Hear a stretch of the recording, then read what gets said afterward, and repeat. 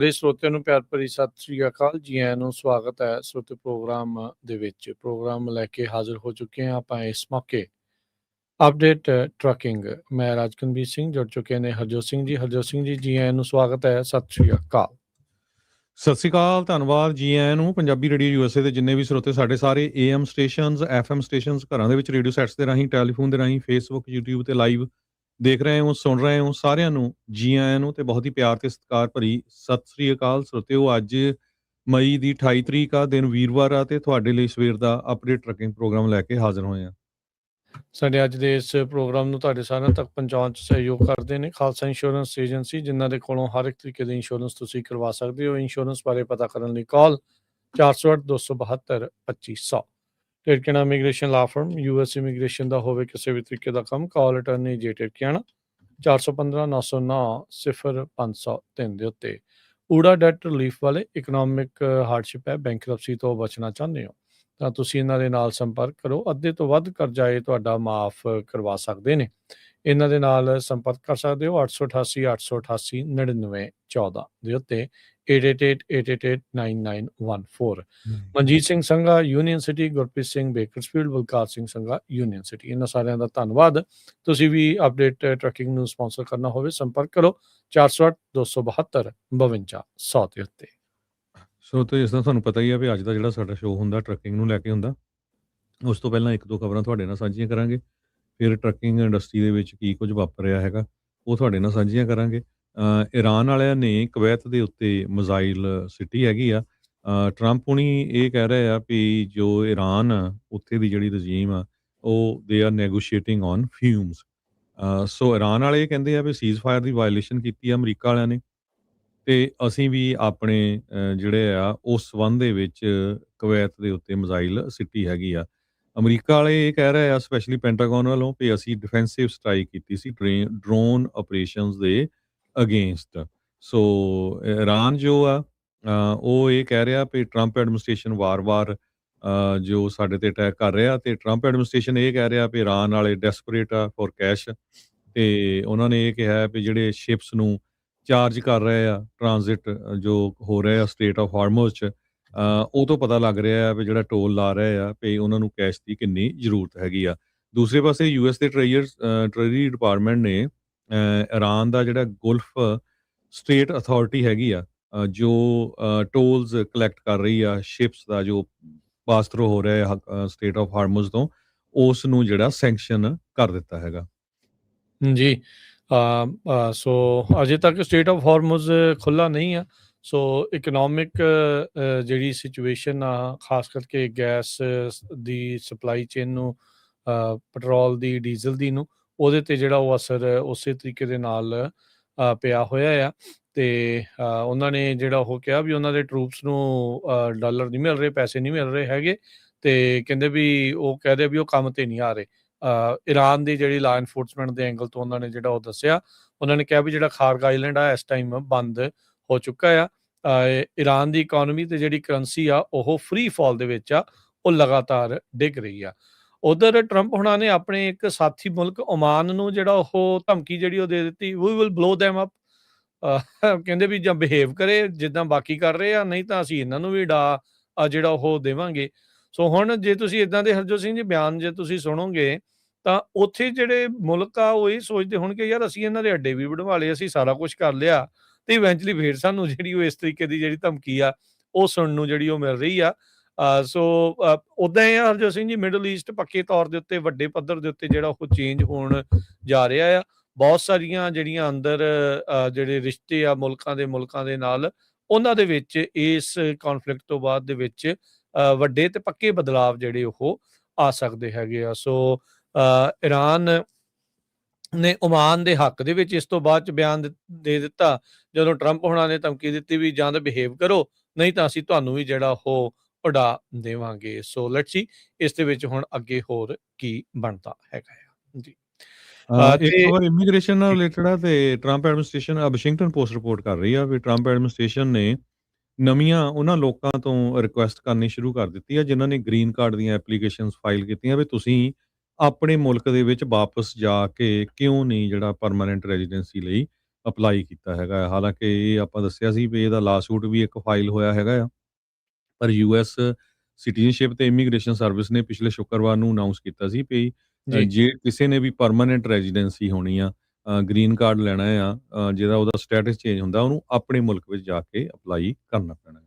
ਜੀ ਇੱਕ ਯੂਐਸ ਜੱਜ ਨੇ ਅੱਜ ਡਿਕਲਾਈਨ ਕਰ ਦਿੱਤਾ ਟਰੰਪ ਹੁਣਾਂ ਦੇ ਉਸ ਐਗਜ਼ੈਕਟਿਵ ਆਰਡਰ ਨੂੰ ਬਲੌਕ ਕਰਨ ਦੇ ਲਈ, ਜਿਹਦੇ ਤਹਿਤ ਜਿਸ ਐਗਜ਼ੈਕਟਿਵ ਆਰਡਰ ਦੇ ਤਹਿਤ ਜਿਹੜਾ ਮੇਲ ਇਨ ਵੋਟਿੰਗ ਦੇ ਉੱਤੇ ਜਿਹੜੇ ਰੂਲ ਆ ਉਹ ਹੋਰ ਸਖਤ ਜਾਂ ਉਹਨਾਂ ਨੂੰ ਕਹ ਲਓ ਵੀ ਕੱਸਿਆ ਜਾ ਰਿਹਾ ਸੀਗਾ। ਪਰ ਉਹਨਾਂ ਨੇ ਦਰਵਾਜ਼ਾ ਥੋੜਾ ਜਿਹਾ ਖੁੱਲਾ ਵੀ ਰੱਖਿਆ ਤਾਂ ਜੋ ਇਸ ਦੇ ਉਲਟ ਉਹ ਚੈਲੰਜ ਉਤਲੀ ਅਦਾਲਤ ਦੇ ਵਿੱਚ ਜਾ ਕੇ ਕਰ ਸਕਦੇ ਹੈਗੇ ਆ। ਵਾਸ਼ਿੰਗਟਨ ਬੇਸਡ ਯੂਐਸ ਡਿਸਟ੍ਰਿਕਟ ਜੱਜ ਕਾਰਲ ਨਿਕੋਲਜ਼, ਉਹਨਾਂ ਦੀ ਅਦਾਲਤ ਦੇ ਵਿੱਚ ਇਹ ਜਿਹੜੀ ਬਹਿਸ ਆ ਉਹ ਚੱਲ ਰਹੀ ਸੀ ਵੀ ਉਸ ਦੇ ਉੱਤੇ ਉਹਨਾਂ ਨੂੰ ਸਵਾਲ ਸੀਗਾ ਵੀ ਜਿਹੜਾ ਟਰੰਪ ਹੁਣਾਂ ਨੇ 31 ਮਾਰਚ ਨੂੰ ਆਰਡਰ ਕੀਤਾ ਸੀਗਾ ਵੀ ਮੇਲ ਇਨ ਵੋਟਿੰਗ ਨੂੰ ਲੈ ਕੇ, ਵੀ ਉਹ ਕਾਨੂੰਨੀ ਵੀ ਹੈਗਾ ਆ, ਲਾਫੁਲ ਹੈਗਾ ਆ ਜਾਂ ਨਹੀਂ। ਸੋ ਉਸ ਨੂੰ ਉਹਨਾਂ ਨੇ ਐਡਰੈਸ ਜਿਹੜਾ ਉਹ ਨਹੀਂ ਕੀਤਾ ਤੇ ਨਾ ਹੀ ਜਿਹੜਾ ਉਹਨਾਂ ਨੇ ਇਸ ਆਰਡਰ ਨੂੰ ਬਲੌਕ ਕੀਤਾ ਹੈਗਾ ਆ। ਤੇ ਆਪਣੇ ਨਾਲ ਹੁਣ ਰਮਨ ਜੀ ਵੀ ਜਿਹੜੇ ਉਹ ਜੁੜ ਚੁੱਕੇ ਆ, ਉਹਨਾਂ ਦੇ ਨਾਲ ਵੀ ਆਪਾਂ ਗੱਲਬਾਤ ਜਿਹੜੀ ਕਰਦੇ ਆ, ਉਹਨਾਂ ਨੂੰ ਵੀ ਜੀ ਆਇਆਂ ਨੂੰ ਆਖਦੇ ਆ। ਰਮਨ ਜੀ, ਜੀ ਆਇਆਂ ਨੂੰ ਸਵਾਗਤ ਹੈ, ਸਤਿ ਸ੍ਰੀ ਅਕਾਲ ਜੀ। ਸਤਿ ਸ਼੍ਰੀ ਅਕਾਲ ਜੀ, ਸਾਰੇ ਸੁਣਨ ਵਾਲਿਆਂ ਨੂੰ ਪਿਆਰ ਭਰੀ ਸਤਿ ਸ਼੍ਰੀ ਅਕਾਲ ਜੀ। ਸਤਿ ਸ਼੍ਰੀ ਅਕਾਲ ਜੀ। ਜੀ ਸੋ ਰਮਨ ਜੀ, ਸ਼ੁਰੂਆਤ ਜੇ ਕਰਦੇ ਜਾਈਏ, ਸਿਚੁਏਸ਼ਨ ਕਿਵੇਂ ਦੀ ਜਿਹੜੀ ਇਸ ਟਾਈਮ ਇੰਡਸਟਰੀ ਨੂੰ ਲੈ ਕੇ ਜਿਹੜੀ ਉਹ ਦੇਖਣ ਨੂੰ ਮਿਲ ਰਹੀ ਹੈ ਜੀ? ਰਾਜਕਰਨ ਓਵਰਆਲ ਸਿਚੁਏਸ਼ਨ ਤਾਂ ਜੇ ਕਹੀਏ ਕਿ ਕਾਫੀ ਜਿਹੜੀ ਹੈਗੀ ਆ ਵਧੀਆ ਹੈਗੀ ਆ। ਜੇ ਮਾਰਕੀਟ ਵੱਲੋਂ ਗੱਲ ਕਰੀਏ, ਮਾਰਕੀਟ ਦੀ ਤਾਂ ਰੇਟਸ ਜਿਹੜੇ ਹੈਗੇ ਆ ਇਸ ਵੇਲੇ ਕਾਫੀ ਉਛਾਲ ਤੇ ਹੈਗੇ ਆ। ਪਰ ਅਗੇਨ ਜਿਹੜੀ ਪ੍ਰੋਬਲਮ ਹੈਗੀ ਆ ਉਹ ਫਿਰ ਉਹੀ ਆਉਂਦੀ ਹੁੰਦੀ ਆ ਕਿ ਜਦੋਂ ਆਪਣੇ ਰੇਟਸ ਇੱਦਾਂ ਹੋ ਜਾਂਦੇ ਆ ਤੇ ਫਿਰ ਆਪਾਂ ਗਲਤ ਫੈਸਲੇ ਜਿਹੜੇ ਕਰਨੇ ਸ਼ੁਰੂ ਹੋ ਜਾਂਦੇ ਆ। ਸੋ ਉਹਦੇ ਕਰਕੇ ਕਾਫੀ ਜਿਹੜੀਆਂ ਚੀਜ਼ਾਂ ਹੈਗੀਆਂ ਆ ਉਹ ਮਤਲਬ ਕਿ ਜਿਸ ਪਾਸੇ ਨੂੰ ਚਾਹੀਦੀਆਂ ਨਹੀਂ ਉਸ ਪਾਸੇ ਨੂੰ ਚਲੀ ਜਾਂਦੀਆਂ। ਸੋ ਉਹੋ ਹੀ ਮਸਲਾ ਹੈਗਾ ਕਿ ਇਸ ਵੇਲੇ ਜੇ ਮਾਰਕੀਟ ਥੋੜੀ ਵਧੀਆ ਹੈਗੀ ਆ ਤੇ ਥੋੜਾ ਜਿਹਾ ਜਿਹੜਾ ਸਿਚੁਏਸ਼ਨ ਹੈਗੀ ਆ ਉਹਨੂੰ ਕੰਟਰੋਲ 'ਚ ਰੱਖ ਕੇ ਚੱਲੋ, ਸਮਝ ਕੇ ਚੱਲੋ, ਸੋਚ ਕੇ ਚੱਲੋ, ਕਿਉਂਕਿ ਮਾਰਕੀਟ ਜਿਹੜੀ ਆ ਉਹ ਅਗੇਨ ਬਹੁਤ ਚੀਜ਼ਾਂ ਜਿਹੜੀਆਂ ਇਸ ਵੇਲੇ ਚੇਂਜ ਹੋ ਰਹੀਆਂ, ਖਾਸ ਕਰਕੇ ਬ੍ਰੋਕਰ ਲਾਇਬਿਲਿਟੀ ਦੇ ਜਿਹੜਾ ਕੇਸ ਸੁਪਰੀਮ ਕੋਰਟ ਨੇ ਪਾਸ ਕੀਤਾ ਹੈਗਾ 9-0 ਦੀ ਯੂਨੈਨਿਮਸ ਡਿਸੀਜਨ ਦੇ ਨਾਲ, ਉਹਦੇ ਕਰਕੇ ਜਿਹੜੀਆਂ ਸਿਚੁਏਸ਼ਨਸ ਆ ਕਾਫੀ ਚੇਂਜ ਹੋਣ ਜਾ ਰਹੀਆਂ। ਜੀ ਜੀ ਬਿਲਕੁਲ। ਸੋ ਫਰੇਟ ਮਾਰਕੀਟ ਨੂੰ ਲੈ ਕੇ ਰਮਨ ਭਾਜੀ ਕਹਿੰਦੇ ਭਈ ਬਹੁਤ ਸਾਰੇ ਜਿਹੜੇ ਰੀਜਨਲ ਕੈਰੀਅਰਸ ਆ, ਆਇਲ ਫੀਲਡ ਹੌਲਰਸ ਆ, 3PLs ਆ, ਉਹ ਬੈਂਕਰਪਸੀ 'ਚ ਜਾ ਰਹੇ ਹੈਗੇ ਆ। ਭਾਜੀ ਹੁਣ ਜਿਹੜੀ ਦੇਖੋ ਅਗੇਨ ਕਈ ਮਾਰਕੀਟਸ ਹੈਗੀਆਂ ਜਿਨ੍ਹਾਂ ਦੇ ਵਿੱਚ ਇਹ ਸਿਚੁਏਸ਼ਨ ਹੋ ਸਕਦਾ ਚੱਲ ਰਹੀ ਹੈਗੀ ਆ, ਪਰ ਓਵਰਆਲ ਜਿਹੜੀ ਸਿਚੁਏਸ਼ਨ ਹੈਗੀ ਆ ਉਹ ਜੇ ਆਪਣੀ ਮਾਰਕੀਟ ਜਿੱਥੇ ਆਪਾਂ ਗੱਲ ਕਰਦੇ ਹੈਗੇ ਉੱਥੇ ਮਾਰਕੀਟ ਦੀ ਸਿਚੁਏਸ਼ਨ ਜਿਹੜੀ ਆ ਉਹ ਬੈਟਰ ਹੋਈ ਹੈਗੀ ਆ। ਪਰ ਹੁਣ ਇਹ ਆ ਕਿ ਇਸ ਮਾਰਕੀਟ ਦੇ ਵਿੱਚ ਤੁਹਾਨੂੰ ਰਹਿਣ ਵਾਸਤੇ ਬਹੁਤ ਜਿਹੜਾ ਆ ਵਧੀਆ ਕੰਮ ਕਰਕੇ ਦਿਖਾਉਣਾ ਪੈਣਾ ਆ। ਜਿੱਦਾਂ ਆਪਾਂ ਲੈਗਿੰਗ ਪਹਿਲਾਂ ਕਰਦੇ ਸੀਗੇ ਉੱਦਾਂ ਦੀ ਲੈਗਿੰਗ ਜਿਹੜੀ ਆ ਹੁਣ ਨਹੀਂ ਹੋ ਸਕਦੀ। ਸੋ ਆਪਣੀ ਜਿਹੜੀ ਮਾਰਕੀਟ ਜਿਹੜੀ ਆਪਾਂ ਮਾਰਕੀਟ ਰਿਪਰੈਜ਼ੈਂਟ ਕਰਦੇ ਆ ਉੱਥੇ ਮਾਰਕੀਟ ਦੇ ਵਿੱਚ ਆਈ ਥਿੰਕ ਕਿ ਸਿਚੁਏਸ਼ਨ ਜਿਹੜੀ ਆ ਉਹ ਬੈਟਰ ਹੋ ਰਹੀ ਆ। ਕੰਪਨੀਜ਼ ਨੂੰ ਡਰਾਈਵਰ ਚਾਹੀਦੇ ਹੈਗੇ ਆ, ਇਕਵਿਪਮੈਂਟ ਲਿਆ ਜਾ ਰਿਹਾ ਹੈਗਾ। ਸੋ ਇਹ ਸਾਰੀਆਂ ਚੀਜ਼ਾਂ ਪੋਜ਼ੀਟਿਵ ਹੈਗੀਆਂ। ਪਰ ਅਗੇਨ ਹੁਣ ਜਿਹੜੀ ਸਿਚੁਏਸ਼ਨ ਹੈਗੀ ਆ ਰਾਜਕਰਨ ਔਰ ਹਰਜੋਤ ਭਾਜੀ, ਜਿਹੜੀ ਖਾਸ ਕਰਕੇ ਜਿਹੜੀ ਮੋਟਰਸ ਲਾਂਚ ਹੋਇਆ ਹੈਗਾ ਉਹਦੇ ਲਈ, ਤੇ ਖਾਸ ਕਰਕੇ ਜਿਹੜਾ ਆਪਣਾ ਬ੍ਰੋਕਰ ਲਾਇਬਿਲਿਟੀ ਕੇਸ ਜਿਹੜਾ ਹੋਇਆ ਹੈਗਾ ਉਹਦੇ ਲਈ, ਦੋ ਚੀਜ਼ਾਂ ਜਿਹੜੀਆਂ ਹੈਗੀਆਂ ਉਹ ਇਸ ਵੇਲੇ ਕਾਫੀ ਜ਼ਿਆਦਾ ਅਸਰ ਕਰ ਰਹੀਆਂ ਹੈਗੀਆਂ। ਕੁਛ ਡੀਟੇਲ ਦੇ ਵਿੱਚ ਗੱਲ ਕਰਾਂਗੇ ਆਪਾਂ ਮੋਟਰਸ ਦੇ ਬਾਰੇ 'ਚ। ਮੋਟਰਸ ਦਾ ਜਿਹੜਾ ਅਕਾਊਂਟ ਹੈਗਾ ਆ ਉਹ ਹੁਣ ਜਿਹੜਾ ਮੋਟਰਸ ਦਾ ਪਲੇਟਫਾਰਮ ਹੈਗਾ ਉਹ ਫੁੱਲੀ ਆਪਰੇਟਡ ਹੈਗਾ। ਡੈਰਿਕ ਵਾਰਡਸ ਵੱਲੋਂ ਜਿਹੜੇ FMCSA ਦੇ ਐਡਮਿਨਿਸਟ੍ਰੇਟਰ ਹੈਗੇ ਉਹਨਾਂ ਵੱਲੋਂ ਜਿਹੜਾ ਦੱਸਿਆ ਗਿਆ ਕਿ ਇਹਦੇ ਵਿੱਚ ਜਿੰਨੇ ਕੁ ਲੋਕਾਂ ਨੇ ਅਜੇ ਤੱਕ ਇਹਦੇ ਵਿੱਚ ਜਿਹੜਾ ਆ ਲੌਗਇਨਸ ਕੀਤੇ ਹੈਗੇ ਆ, ਸਾਰਾ ਕੁਛ ਕੀਤਾ ਹੈਗਾ, ਗੁੱਡ ਚੱਲ ਰਿਹਾ ਹੈਗਾ। ਆਬਵੀਅਸਲੀ ਐਡਾ ਵੱਡਾ ਡਾਟਾ ਟਰਾਂਸਫਰ, ਐਡਾ ਵੱਡਾ ਜਿਹੜਾ ਆ ਸਿਸਟਮ ਚੇਂਜ ਕਰਨਾ, ਅਪਡੇਟ ਕਰਨਾ, ਉਹਦੇ ਵਿੱਚ ਮਾਈਨਰ ਜਿਹੜੀਆਂ ਚੀਜ਼ਾਂ ਉਹ ਤਾਂ ਹੁੰਦੀਆਂ ਹੀ ਆ। ਸੋ ਪਰ ਜਿਹੜੇ ਮੇਰੇ ਲਿੰਕਸ ਹੈਗੇ ਉਹਨਾਂ ਦੇ ਵੱਲੋਂ ਜਦੋਂ ਉਹਨਾਂ ਨਾਲ ਗੱਲਬਾਤ ਕੀਤੀ ਗਈ, ਖਾਸ ਕਰਕੇ ਪਰਮਿਟਸ ਵਾਲੇ ਜਿਹੜੇ ਆ ਉਹਨਾਂ ਨਾਲ ਗੱਲਬਾਤ ਕੀਤੀ ਗਈ, ਤੇ ਕਾਫੀ ਜਿਹੜੇ ਹਿਕਅਪਸ ਜਿਹੜੇ ਆ ਰਹੇ ਹੈਗੇ ਆ। DOT ਨੰਬਰ ਜਿਹੜੇ ਆ ਉਹ ਅਟੈਚ ਨਹੀਂ ਹੋ ਰਹੇ, ਜਾਂ ਦੂਸਰੀ ਸਾਈਡ ਤੋਂ ਜਿਹੜੀ ਪ੍ਰੀਵੀਅਸ ਸਾਈਟ ਸੀ ਉਹ ਅਟੈਚ ਨਹੀਂ ਹੋ ਰਹੀ। ਪਰ ਇੱਕ ਚੀਜ਼ ਜ਼ਰੂਰ ਸੁਣਨ ਨੂੰ ਮਿਲੀ ਆ ਰਾਜਕਰਨ ਕਿ ਜਿਹੜੇ ਵੀ ਕੋਈ ਵੀ ਮੋਟਰਸ ਦਾ ਲੌਗਇਨ ਵਗੈਰਾ ਜਿਹੜਾ ਆ ਉਹ ਆਊਟ ਆਫ ਕੰਟਰੀ ਤੋਂ ਹੋ ਰਿਹਾ ਹੈਗਾ, ਉਹਨਾਂ ਨੂੰ ਨੋਟੀਫਿਕੇਸ਼ਨਸ ਆ ਰਹੇ ਹੈਗੇ ਆ ਕਿ ਆਊਟ ਆਫ ਕੰਟਰੀ ਜਿਹੜਾ ਲੌਗਇਨ ਆ ਕਿਉਂ ਹੋ ਰਿਹਾ ਹੈਗਾ, ਉਹਦਾ ਰੀਜ਼ਨ ਜਿਹੜਾ ਦਿਓ। ਅੱਛਾ, ਸੋ ਬਿਲਕੁਲ। ਸੋ ਆਪਣੇ ਨਾਲ ਕਾਲਰ ਵੀ ਜੁੜ ਰਿਹਾ, ਸੋ ਤੁਹਾਡਾ ਵੀ ਕੋਈ ਸਵਾਲ ਹੈਗਾ ਆ, ਮੋਟਰਸ ਦਾ ਐਕਸਪੀਰੀਅੰਸ ਜੇ ਤੁਸੀਂ ਸ਼ੇਅਰ ਵੀ ਕਰਨਾ ਆ ਵੀ ਕਿਵੇਂ ਜਿਹੜਾ ਉਹ ਹੈ, ਉਹ ਵੀ ਦੱਸ ਸਕਦੇ ਹੋ। ਹਰ ਇੱਕ ਦੇ ਲਈ ਵੱਖੋ ਵੱਖਰਾ ਜਿਹੜਾ ਉਹ ਹੋ ਸਕਦਾ ਆ, ਅਤੇ ਜੇ ਕਿਸੇ ਨੇ ਉਹਨਾਂ ਦੇ ਨਾਲ ਗੱਲ ਕਰਕੇ ਠੀਕ ਕੀਤਾ ਆ ਜਾਂ ਕਿਵੇਂ ਕੀਤਾ ਆ, ਉਹ ਵੀ ਜਿਹੜਾ ਉਹ ਜ਼ਰੂਰ ਦੱਸਿਓ, ਬਾਕੀਆਂ ਨੂੰ ਉਹਦੇ ਨਾਲ ਪਤਾ ਲੱਗ ਜਾਂਦਾ ਆ। 408 272 5200 4082 272 5200 ਦੇ ਉੱਤੇ। ਰਮਨ ਜੀ, ਇੱਕ ਚੀਜ਼ ਜਿਹੜੀ ਦੱਸਿਓ, ਜਿੰਨੇ ਵੀ ਟਰੱਕਰਸ ਦੇ ਨਾਲ ਗੱਲ ਕਰਦੇ ਉਹ ਕਹਿੰਦੇ ਹਾਲਾਤ ਮਾੜੇ ਆ, ਤੁਸੀਂ ਕਹਿੰਦੇ ਵੀ ਮਾਰਕੀਟ ਬੜੀ ਵਧੀਆ ਆ, ਇਹ ਡਿਸਕਨੈਕਟ ਆ ਜਾਂ ਕੀ ਆ, ਕਿ ਨਜ਼ਰੀਆ ਆ, ਕੀ ਇੱਥੇ ਫਰਕ ਕੀ ਹੈਗਾ ਇਸ ਚੀਜ਼ ਦੇ ਵਿੱਚ? ਰਾਜਕੁਮਾਰ, ਇੱਥੇ ਫਰਕ ਇਹ ਹੈਗਾ ਕਿ ਜੇ ਤੁਸੀਂ ਸਮਾਲ ਕੈਰੀਅਰ ਹੈਗੇ ਆ, ਜੇ ਹੁਣ ਦੇਖੋ ਹਰ ਇੱਕ ਚੀਜ਼ ਜਿਹੜੀ ਆ ਇਸ ਵੇਲੇ ਲਿਟਰਲੀ ਜਿਹੜੀ ਆ ਉਹ ਕੰਪਲਾਇੰਸ ਤੇ ਆ ਜਾਣੀ ਆ ਸਾਰੀ, ਕਿਉਂਕਿ ਜਿਹੜੀ ਵੀ ਕੰਪਨੀ ਕੰਪਲਾਇੰਸ ਦੇ ਵਿੱਚ ਨਹੀਂ ਹੈਗੀ, ਕਿਸੇ ਵੀ ਐਂਡ ਤੋਂ ਜੇ ਕੰਪਲਾਇੰਸ 'ਚ ਨਹੀਂ ਹੈਗੀ, ਉਹ ਕੰਪਨੀ ਜਿਹੜੀ ਆ ਸਟਰਗਲ ਕਰੂਗੀ ਬਹੁਤ ਜ਼ਿਆਦਾ। ਸੋ ਜੇ ਕੰਪਨੀ ਕੰਪਲਾਇੰਟ ਨਹੀਂ ਹੈਗੀ, ਜੇ ਕੰਪਨੀ ਸਹੀ ਕੰਮ ਨਹੀਂ ਕਰ ਰਹੀ ਹੈਗੀ, ਕੰਪਨੀ ਦੇ ਡਰਾਈਵਰ ਹਾਇਰਿੰਗ ਪ੍ਰੋਬਲਮ ਹੈਗੀ ਆ, ਡਰੱਗ ਟੈਸਟਿੰਗ ਪ੍ਰੋਬਲਮ ਆ, ਉਹਨਾਂ ਦੀ ਐਕਸੀਡੈਂਟ ਰੇਟਿੰਗ ਪ੍ਰੋਬਲਮ ਆ, ਆਊਟ ਆਫ ਸਰਵਿਸ ਪ੍ਰੋਬਲਮ ਆ। ਹੁਣ ਤੁਸੀਂ ਦੇਖੋ ਐਰੀਜ਼ੋਨਾ ਦੇ ਵਿੱਚ ਜਿਹੜਾ ਹੈਗਾ ਆ, April 1 ਤੋਂ ਲੈ ਕੇ ਹੁਣ ਤੱਕ ਉਹਨਾਂ ਨੇ 281 ਜਿਹੜੇ ELD ਚੀਟ ਉਹਨਾਂ ਨੇ ਲਿਖਿਆ ਆ, Arizona logs 281 ELD cheats out of service violation just from 115 drivers. 115 driver 'ਚ 281 ਉਹਨਾਂ ਨੇ out of service ELD cheat. ਹੁਣ ਇੱਥੇ ELD ਮੈਨੀਪੂਲੇਸ਼ਨ ਦੀ ਜਿਹੜੀ ਗੱਲ ਆ ਜਾਂਦੀ ਹੈ ਨਾ, ਜਦੋਂ ਇਹ ਚੀਜ਼ਾਂ ਆ ਜਾਂਦੀਆਂ ਉਦੋਂ ਜਿਹੜਾ ਸਿਸਟਮ ਹੈਗਾ ਉਹ ਤੁਹਾਨੂੰ ਆਊਟ ਆਫ ਸਰਵਿਸ ਦਾ ਮਤਲਬ ਹੈਗਾ ਕਿ ਤੁਹਾਨੂੰ ਬ੍ਰੋਕਰ ਨੇ ਕੰਮ ਨਹੀਂ ਦੇਣਾ ਹੈਗਾ। ਹੁਣ ਬ੍ਰੋਕਰ ਜਿਹੜਾ, ਕਿਉਂਕਿ ਬ੍ਰੋਕਰ ਦੀ ਲਾਇਬਿਲਿਟੀ ਆ ਗਈ ਨਾ, ਹੁਣ ਬ੍ਰੋਕਰ ਨੂੰ, ਹੁਣ ਤਾਂ ਤੁਸੀਂ ਕੋਰਟ ਦੇ ਫੈਸਲੇ ਤੋਂ ਬਾਅਦ ਆ ਗਈ ਉਹਦੀ ਲਾਇਬਿਲਿਟੀ। ਹੁਣ ਤਾਂ ਤੁਸੀਂ ਇਹ ਦੇਖੋ ਵੀ ਜਿੰਨੇ ਵੀ ਪੁਰਾਣੇ ਕੇਸ ਪਏ ਸੀਗੇ ਬ੍ਰੋਕਰ ਲਾਇਬਿਲਿਟੀ ਦੇ, ਉਹਦੇ ਵਿੱਚ ਜਿੰਨੇ ਵੀ ਪੁਰਾਣੇ ਰੁਕੇ ਕੇਸ ਸੀਗੇ, ਆਪਣਾ ਈਕੋ ਗਲੋਬਲ ਦਾ ਕੇਸ ਸੀਗਾ, ਹੋਰ ਕਈ ਕੇਸ ਸੀਗੇ, ਉਹ ਸਾਰੇ ਦੇ ਸਾਰੇ ਐਕਟੀਵੇਟ ਹੋ ਚੁੱਕੇ ਆ। ਹੁਣ ਉੱਥੇ ਉਹ ਕਰ ਰਹੇ ਆ ਜੀ, ਉਹਨਾਂ ਨੇ ਕਿਹਾ ਕਿ ਜਿਹੜੀ ਇਨਫੋਰਮੇਸ਼ਨ ਪਬਲਿਕਲੀ ਅਵੇਲੇਬਲ ਆ ਉਹ ਕੈਰੀਅਰ ਦੀ ਬ੍ਰੋਕਰ ਕਿਉਂ ਨਹੀਂ ਦੇਖਦਾ, ਜਿਹਦੇ ਵਿੱਚ ਇੱਕ authorised motor carrier less than 12 months old ਆ, ਨੋ ਸੇਫਟੀ ਰੇਟਿੰਗ ਆ, ਓਨਲੀ 3 ਟਰੱਕਸ ਆ, ਆਊਟ ਆਫ ਸਰਵਿਸ ਵਾਇਲੇਸ਼ਨ ਜਿਹੜੀ ਆ ਉਹਦੀ ਅਬਵ ਨੈਸ਼ਨਲ ਐਵਰੇਜ ਆ, ਠੀਕ ਹੈ ਨਾ।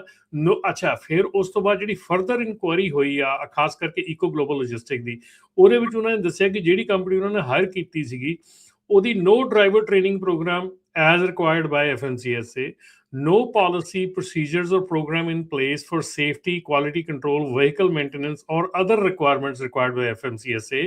Driver, co-driver ਜਿਹੜੇ ਸੀਗੇ ਉਸ ਕੰਪਨੀ ਦੇ ਗ੍ਰੈਜੂਏਟਡ ਹੋਏ ਸੀਗੇ just less than a year ago, ਦੋਨੋਂ ਹੀ। ਸੋ ਉਹ ਚੀਜ਼ਾਂ ਜਿਹੜੀਆਂ ਹੈਗੀਆਂ, ਜੇ ਹੁਣ ਜੇ ਕੋਈ ਕੰਪਨੀ ਇਹਨਾਂ ਚੀਜ਼ਾਂ ਨਾਲ ਰਨ ਕਰ ਰਹੀ ਹੈ ਤੇ ਆਬਵੀਅਸਲੀ ਉਹਨਾਂ ਦੇ ਲਈ ਟਫ ਟਾਈਮ ਹੈਗਾ ਆ। They are not going to be, ਇਹ ਏਡਾ ਈਜ਼ੀ ਨਹੀਂ ਰਹਿ ਜਾਣਾ ਹੁਣ ਜਿੱਦਾਂ ਅੱਗੇ ਹੁੰਦਾ ਸੀ ਰਾਜਕਰ। ਵੀ ਜਿੱਦਾਂ ਅੱਗੇ ਵਗਦੀ ਗੰਗਾ 'ਚ ਹੱਥ ਧੋ ਹੋ ਰਹੇ ਸੀ, ਉਹ ਗੱਲ ਨਹੀਂ ਬਣਨੀ। ਹੁਣ ਕੰਪਲਾਇੰਸ ਦਾ ਜਿਹੜਾ ਬਿਲਕੁਲ ਹਰ ਇੱਕ ਪਾਸੇ ਜਿਹੜਾ ਮੇਨ ਜ਼ੋਰ ਜਿਹੜਾ ਉਹ ਚੱਲਣਾ ਆ। ਤੇ ਸੁੱਤੇ ਵੀ ਹਰਜੋਤ ਸਿੰਘ ਜੀ ਆਪਣੇ ਨਾਲ ਜੁੜ ਰਹੇ, ਆਪਾਂ ਕਾਲਰਸ ਵੀ ਜਿਹੜੇ ਉਹ ਉਹਨਾਂ ਨਾਲ ਗੱਲ ਕਰਦੇ ਆ, ਤੇ ਜੁੜੇ ਨੇ ਆਪਣੇ ਨਾਲ ਕਰਮਜੀਤ ਜੀ। ਹਾਂਜੀ, ਸਤਿ ਸ਼੍ਰੀ ਅਕਾਲ ਜੀ। ਹਾਂਜੀ, ਸਤਿ ਸ਼੍ਰੀ ਅਕਾਲ ਜੀ ਤਿੰਨਾਂ ਭਰਾਵਾਂ ਨੂੰ ਜੀ, ਬਹੁਤ ਵਧੀਆ ਜਾਣਕਾਰੀ ਦੇ ਰਹੇ ਜੀ ਤੁਸੀਂ। ਸਤਿ ਸ਼੍ਰੀ ਅਕਾਲ ਜੀ। ਹਾਂਜੀ, ਮੇਰਾ ਇੱਕ ਸਵਾਲ ਸੀ ਜੀ, ਮੇਰਾ ਲਾਇਸੈਂਸ ਨਿਊ ਹੋਣਾ ਜੀ ਇਸ ਅਗਸਤ ਦੇ ਵਿੱਚ ਜਾ ਕੇ, ਤੇ ਮੈਨੂੰ ਇੱਕ ਈਮੇਲ ਆਈ ਆ ਤੇ ਉਹਨਾਂ ਨੇ ਕਿਹਾ ਕਿ ਨੌਲੇਜ ਟੈਸਟ ਲਿਆ ਜਾਊਗਾ, ਤੇ ਇੱਕ ਮੈਨੂੰ ਜਿਹੜੀ ਲੈਟਰ ਆਈ ਉਹ ਤੇ ਇਕੱਲਾ ਵਿਜ਼ਨ ਟੈਸਟ ਕਿਹਾ ਵਾ ਵੀ ਇਹਦੇ ਮਤਲਬ ਲਿਆ ਜਾਊਗਾ, ਜਾਂ ਕਿਹੜੀ ਐਪ ਚੱਲ ਰਹੀ ਅੱਜ ਕੱਲ੍ਹ ਉਹਦੇ ਬਾਰੇ ਜਾਣਕਾਰੀ। ਇੰਡੀਵਿਜੂਅਲ ਕੇਸਿਸ ਹੈਗਾ, ਹਰ ਇੱਕ ਬੰਦੇ ਦਾ ਇੰਡੀਵਿਜੂਅਲ ਹੈਗਾ। ਤੁਸੀਂ ਜੇ ਤੁਹਾਨੂੰ ਜਿਹੜਾ ਵੀ ਈਮੇਲ ਆਈ ਹੈ ਜਾਂ ਲੈਟਰ ਆਇਆ, ਕੰਪੇਅਰ ਕਰਕੇ ਦੇਖ ਲਓ, ਜੋ ਵੀ ਮੈਕਸਿਮਮ ਉਹਦੇ ਵਿੱਚ ਹੈਗਾ ਆ, that is what is going to happen. So ਉਹ ਚੀਜ਼, ਨੌਲੇਜ ਟੈਸਟ ਤੇ ਰਿਟਨ ਟੈਸਟ ਫਰਕ ਹੁੰਦਾ ਹੈ? ਨਹੀਂ, ਸੇਮ ਹੀ ਹੈ ਜੀ, ਸੇਮ ਥਿੰਗ ਹੀ। ਜਿਹੜੇ ਲੈਟਰ ਆਈ, ਲੈਟਰ ਦੇ ਵਿੱਚ ਨੌਲੇਜ ਟੈਸਟ ਨਹੀਂ ਹੈਗਾ, ਇਕੱਲਾ ਵਿਜ਼ਨ ਟੈਸਟ ਆ। ਠੀਕ ਆ ਜੀ, ਫਿਰ ਤੁਹਾਨੂੰ ਨਹੀਂ ਦੇਣਾ ਪੈਣਾ ਉਹ ਵਾਲਾ ਟੈਸਟ, ਫਿਰ ਤੁਹਾਨੂੰ ਸਿਰਫ ਅੱਖਾਂ ਵਾਲਾ ਹੀ ਚੈੱਕ ਕਰਨਗੇ ਜੀ। ਫਿਰ ਤੁਹਾਡਾ ਜੋ ਉਹਨਾਂ ਨੇ ਲਿਖਿਆ, ਇਹ ਕਨਫਿਊਜ਼ਨ ਹੈ ਵੀ ਇੱਕ ਮੇਲ ਦੇ ਵਿੱਚ ਆਇਆ ਤੇ ਨੌਲੇਜ ਟੈਸਟ ਤੇ ਉਹਦੇ ਚ ਨਹੀਂ ਆਇਆ।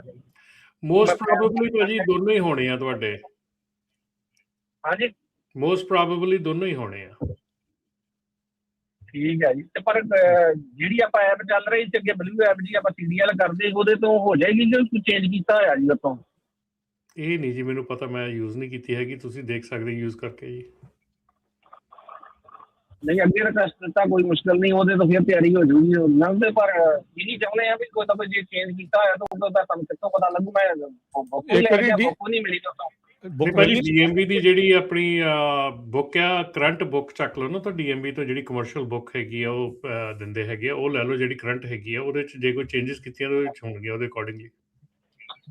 ਅੱਗੇ ਤਾਂ ਦੂਜੀਆਂ ਪੰਜਾਬੀ ਦੀਆਂ ਪਈਆਂ ਦੀਆਂ, ਦੂਜੀਆਂ ਨਹੀਂ ਉਹ ਤਾਂ ਹੁਣ ਖਤਮ ਹੋ ਗਿਆ ਨਾ ਕੰਮ ਭਾਜੀ। ਪੰਜਾਬੀ ਵਾਲਾ ਖਤਮ ਹੋ ਗਿਆ, ਪੰਜਾਬੀ ਵਾਲੀ ਕਰਕੇ ਤਾਂ ਸਾਰਾ ਕੁਝ ਹੋ ਰਿਹਾ ਹੁਣ। ਹਾਂਜੀ ਨਹੀਂ ਇੰਗਲਿਸ਼ ਵਾਲੀਆਂ ਵੀ ਨਹੀਂ ਮਿਲ ਰਹੀਆਂ ਉੱਥੋਂ। ਮੈਂ 2 ਵਾਰ DMV ਜਾਇਆ, ਉਹ ਕਹਿੰਦੇ ਵੀ ਉਹ ਨਹੀਂ, ਬਾਰਕੋਡ ਸਕੈਨ ਕਰੋ, ਬਾਰਕੋਡ ਤੇ ਕਾਰ ਦਾ ਹੀ ਆ ਰਿਹਾ। ਅੱਛਾ ਜੀ, ਆਨਲਾਈਨ ਹੋਣੀ ਆ ਮੇਰੇ ਖਿਆਲ ਨਾਲ ਰਮਨ ਜੀ ਕਿ ਨਹੀਂ? ਕਰ ਲਓ ਤਾਂ ਉਹਦੇ ਤੇ ਕਾਰ ਦਾ। ਮੈਂ ਚੈੱਕ ਨਹੀਂ ਕੀਤੀ ਜੀ, ਇਹ ਤਾਂ ਮੈਂ ਅੱਜ ਪਹਿਲੀ ਵਾਰੀ ਸੁਣਿਆ ਹੈਗਾ ਕਿ DMB ਜਿਹੜੀ ਆ ਕਮਰਸ਼ੀਅਲ ਬੁੱਕ ਮੇਰੇ ਖਿਆਲ ਉਹਨਾਂ ਨੇ ਅਪਡੇਟ ਕਰਨੀ ਹੋਣੀ ਆ ਜਿਹਦੇ ਵਿੱਚ, ਕਿਉਂਕਿ ਉਹਦੇ ਵਿੱਚ ਕਾਫੀ ਚੀਜ਼ਾਂ ਸੀਗੀਆਂ ਜਿਹੜੀਆਂ ਕਿ ਇਤਰਾਜ਼ਯੋਗ ਸੀਗੀਆਂ, ਉਹ ਚੇਂਜ ਹੋਣੀਆਂ। ਠੀਕ ਹੈ ਠੀਕ ਹੈ, ਇਸ ਕਰਕੇ ਮੈਂ ਕਹਿ ਹਾਂਜੀ ਠੀਕ ਹੈ, ਥੈਂਕ ਯੂ। ਬਾਕੀ ਇਹ ਆ ਵੀ ਜੇ ਤੁਸੀਂ ਟਰੱਕ ਚਲਾਉਂਦੇ ਆ ਤੇ ਧਿਆਨ ਦੇ ਨਾਲ ਤਾਂ ਚਲੋ ਕਾਫੀ ਚੀਜ਼ਾਂ ਦਾ ਪਤਾ ਰਹਿੰਦਾ ਹੀ ਆ। ਤੇ ਉੱਤੇ ਤਾਂ ਸ਼ੋਅ ਹੁੰਦੀ ਆ ਆਪਣੇ ਰਾਜ ਜੀ ਦੇ ਨੰਬਰ ਭਾਜੀ, ਆਪਣੇ ਕਮਰਸ਼ੀਅਲ ਆਪਣੇ ਸੌਰੀ ਜੇ ਤੁਸੀਂ ਸਰਚ ਕਰੋ ਨਾ California commercial driver handbook online ਹੈਗੀ ਆ, ਕੈਲੀਫੋਰਨੀਆ DMV ਪਾਵਰ। ਹਾਂਜੀ ਠੀਕ ਹੈ ਜੀ, PDF ਫਾਈਲ ਆ। ਹਾਂਜੀ ਇਹ ਅੱਛਾ ਰਮਨ ਜੀ ਜਿਹੜੀ ਤੁਸੀਂ ਗੱਲ ਕੀਤੀ ਇਤਰਾਜ਼ਯੋਗ ਕੀ ਸਮੱਗਰੀ ਸੀ ਉਹਦੇ 'ਚ ਵੀ? ਪਹਿਲਾਂ ਤਾਂ ਲਿਖਿਆ ਸੀਗਾ ਵੀ 5 ਲੈਂਗੁਏਜਸ ਦੇ ਵਿੱਚ ਨੌਲੇਜ ਟੈਸਟ ਲਿਆ ਜਾਂਦਾ, ਸੋ ਉਹ ਇਤਰਾਜ਼ਯੋਗ ਸੀਗਾ ਨਾ ਹੁਣ। ਅੱਛਾ ਸਿਰਫ ਉਹੀ ਚੀਜ਼ ਕੱਢਣੀ ਆ, ਬਾਕੀ ਹੋਰ ਦੇਖੋ ਹੁਣ ਆਈ ਡੋਂਟ ਨੋ ਕੀ ਵਿੱਚ ਕਿੱਥੇ ਸੀਗਾ, ਕੀ ਸੀਗਾ ਲਿਖਿਆ, ਪਰ ਆਬਵੀਅਸਲੀ ਚੇਂਜਸ ਤਾਂ ਲਿਆਉਣੀਆਂ ਪੈਣੀਆਂ ਉਹਦੇ ਵਿੱਚ।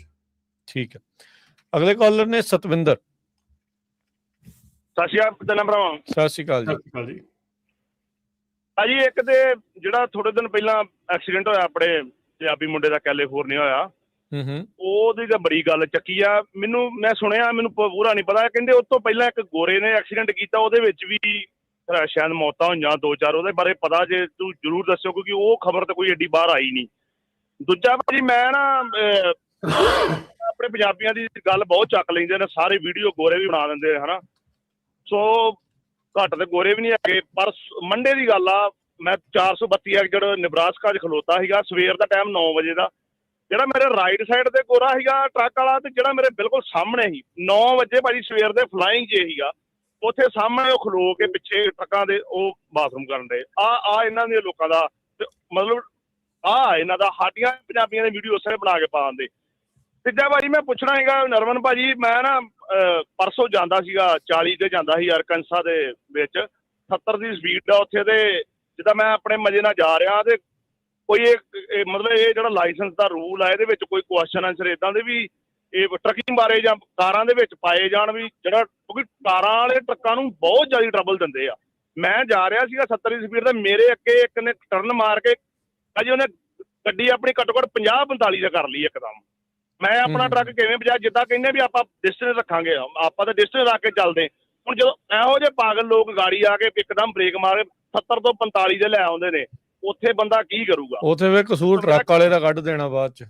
ਬਿਲਕੁਲ ਜੀ, ਡੈਸ਼ ਕੈਮਰਾ ਵੀ ਲੱਗਾ ਹਨਾ, ਵੀ ਆਪਾਂ ਸਾਰਾ ਕੁਝ ਲਾਇਆ, ਪਰ ਕੱਢਣ ਨੂੰ ਤਾਂ ਫਿਰ ਇਹ ਮੇਨ ਰੂਲ ਤੇ ਇੱਥੇ ਇਹੋ ਹੀ ਹੈ ਨਾ, ਪਿੱਛੋਂ ਜਿਹਨੇ ਹਿੱਟ ਕੀਤਾ ਉਹਦਾ ਹੀ ਜ਼ਿਆਦਾ ਮੰਨਿਆ ਜਾਂਦਾ ਫਾਲਟ ਹਨਾ। ਸੋ ਇਹਦੇ ਬਾਰੇ ਕੋਈ ਰੂਲ ਕੋਈ ਹੈ ਇਦਾਂ ਦਾ, ਜਾਂ ਕੋਈ ਕਾਰਾਂ ਬਾਰੇ ਵਿੱਚ ਕਿਸੇ ਸਟੇਟ ਦੇ ਵਿੱਚ ਜੇ ਹੈਗਾ ਤਾਂ ਜਾਣਕਾਰੀ ਜ਼ਰੂਰ ਦਿਓ। ਸਾਡੇ ਤੇ ਇਹਨਾਂ ਸਟੇਟਾਂ ਦੇ ਵਿੱਚ ਹੈ ਨਹੀਂ ਭਾਜੀ। ਬਿਲਕੁਲ ਜੀ, ਓਰੇਗਨ ਦੇ ਵਿੱਚ ਇਹ ਕਾਨੂੰਨ ਹੈਗਾ ਆ, ਮੇਰੇ ਖਿਆਲ ਵਾਸ਼ਿੰਗਟਨ 'ਚ ਵੀ ਹੈਗਾ, ਓਰੇਗਨ 'ਚ ਤਾਂ ਖਾਸ ਕਰਕੇ ਹੈਗਾ ਕਿ ਜੇ ਕਾਰ ਵਾਲਾ ਅੱਗੇ ਇੱਦਾਂ ਆਣ ਕੇ ਪੈ ਜਾਂਦਾ ਤੇ ਕਾਰ ਵਾਲੇ ਨੂੰ ਟਿਕਟ ਰਾਈਟ ਵੇ ਮਿਲ ਸਕਦੀ ਜੇ ਪੁਲਿਸ ਵਾਲਾ ਉੱਤੇ ਹੋਵੇ। ਪਰ ਅਨਫੋਰਚੂਨੇਟਲੀ ਕਿਉਂਕਿ ਇਹ ਸਿਚੁਏਸ਼ਨ ਐਡੀ ਵੱਡੀ ਆ ਔਰ ਇੰਨਾ ਜ਼ਿਆਦਾ ਟ੍ਰੈਫਿਕ ਹੈਗਾ, ਇੰਨੀ ਜ਼ਿਆਦਾ ਦੁਨੀਆ ਹੈਗੀ ਆ, ਹਰ ਇੱਕ ਤਾਂ ਪੁਲਿਸ ਵਾਲਾ ਨਹੀਂ ਹੋ ਸਕਦਾ। ਸੋ ਇਹ ਚੀਜ਼ਾਂ ਹੁੰਦੀਆਂ ਹੈਗੀਆਂ and I don't deny it ਕਿ ਇਹ ਚੀਜ਼ਾਂ ਨਹੀਂ ਹੁੰਦੀਆਂ। ਮੈਂ ਟਰੱਕ ਚਲਾਇਆ ਹੈਗਾ, ਮੈਨੂੰ ਪਤਾ ਹੈ ਕਿ ਕਾਰਸ ਜਿਹੜੀਆਂ ਹੈਗੀਆਂ ਉਹ ਜ਼ਿਆਦਾ ਮਿਸਟੇਕ ਕਾਰਸ ਹੀ ਹੁੰਦੀ ਆ, ਲੇਕਿਨ ਓਬਵੀਅਸਲੀ ਟਰੱਕ ਵਾਲੇ ਨੂੰ ਜ਼ਿੰਮੇਵਾਰ ਠਹਿਰਾਇਆ ਜਾਂਦਾ। ਬਾਕੀ ਜਿਹੜੀ ਤੁਸੀਂ ਪਹਿਲਾਂ ਗੱਲ ਕੀਤੀ ਭਾਜੀ, ਉਹਦੇ ਲਈ ਮੈਂ ਇਸ ਚੀਜ਼ ਲਈ ਨਹੀਂ ਮੰਨਦਾ ਹੈਗਾ ਕਿ ਕੋਈ ਗਲਤ ਕੰਮ ਕਰਦਾ ਹੈਗਾ ਤਾਂ ਮਤਲਬ ਅਸੀਂ ਵੀ ਗਲਤ ਕੰਮ ਕਰਨਾ ਹੈਗਾ। ਕੌਣ ਵੱਧ ਗਲਤ ਕੰਮ ਕਰਦਾ, ਕੌਣ ਘੱਟ ਗਲਤ ਕੰਮ ਕਰਦਾ, ਤੇ ਗਲਤੀ ਹੈ, ਚਾਹੇ ਉਹ ਕੋਈ ਕਰੇ। ਇਹਦੇ ਨਾਲ ਇਹ ਨਹੀਂ ਗਾ ਕਿ ਅਸੀਂ ਕੋਈ ਹਾਈਲਾਈਟ ਕਰਦੇ ਹਾਂ ਕਿਸੇ ਨੂੰ, ਜਾਂ ਆਪਣੇ ਬੰਦੇ ਹਾਈਲਾਈਟ ਕਰਦੇ ਆ, ਜਾਂ ਆਪਣੇ ਬੰਦਿਆਂ ਨੂੰ ਹਾਈਲਾਈਟ ਕੀਤਾ ਜਾਂਦਾ ਆ।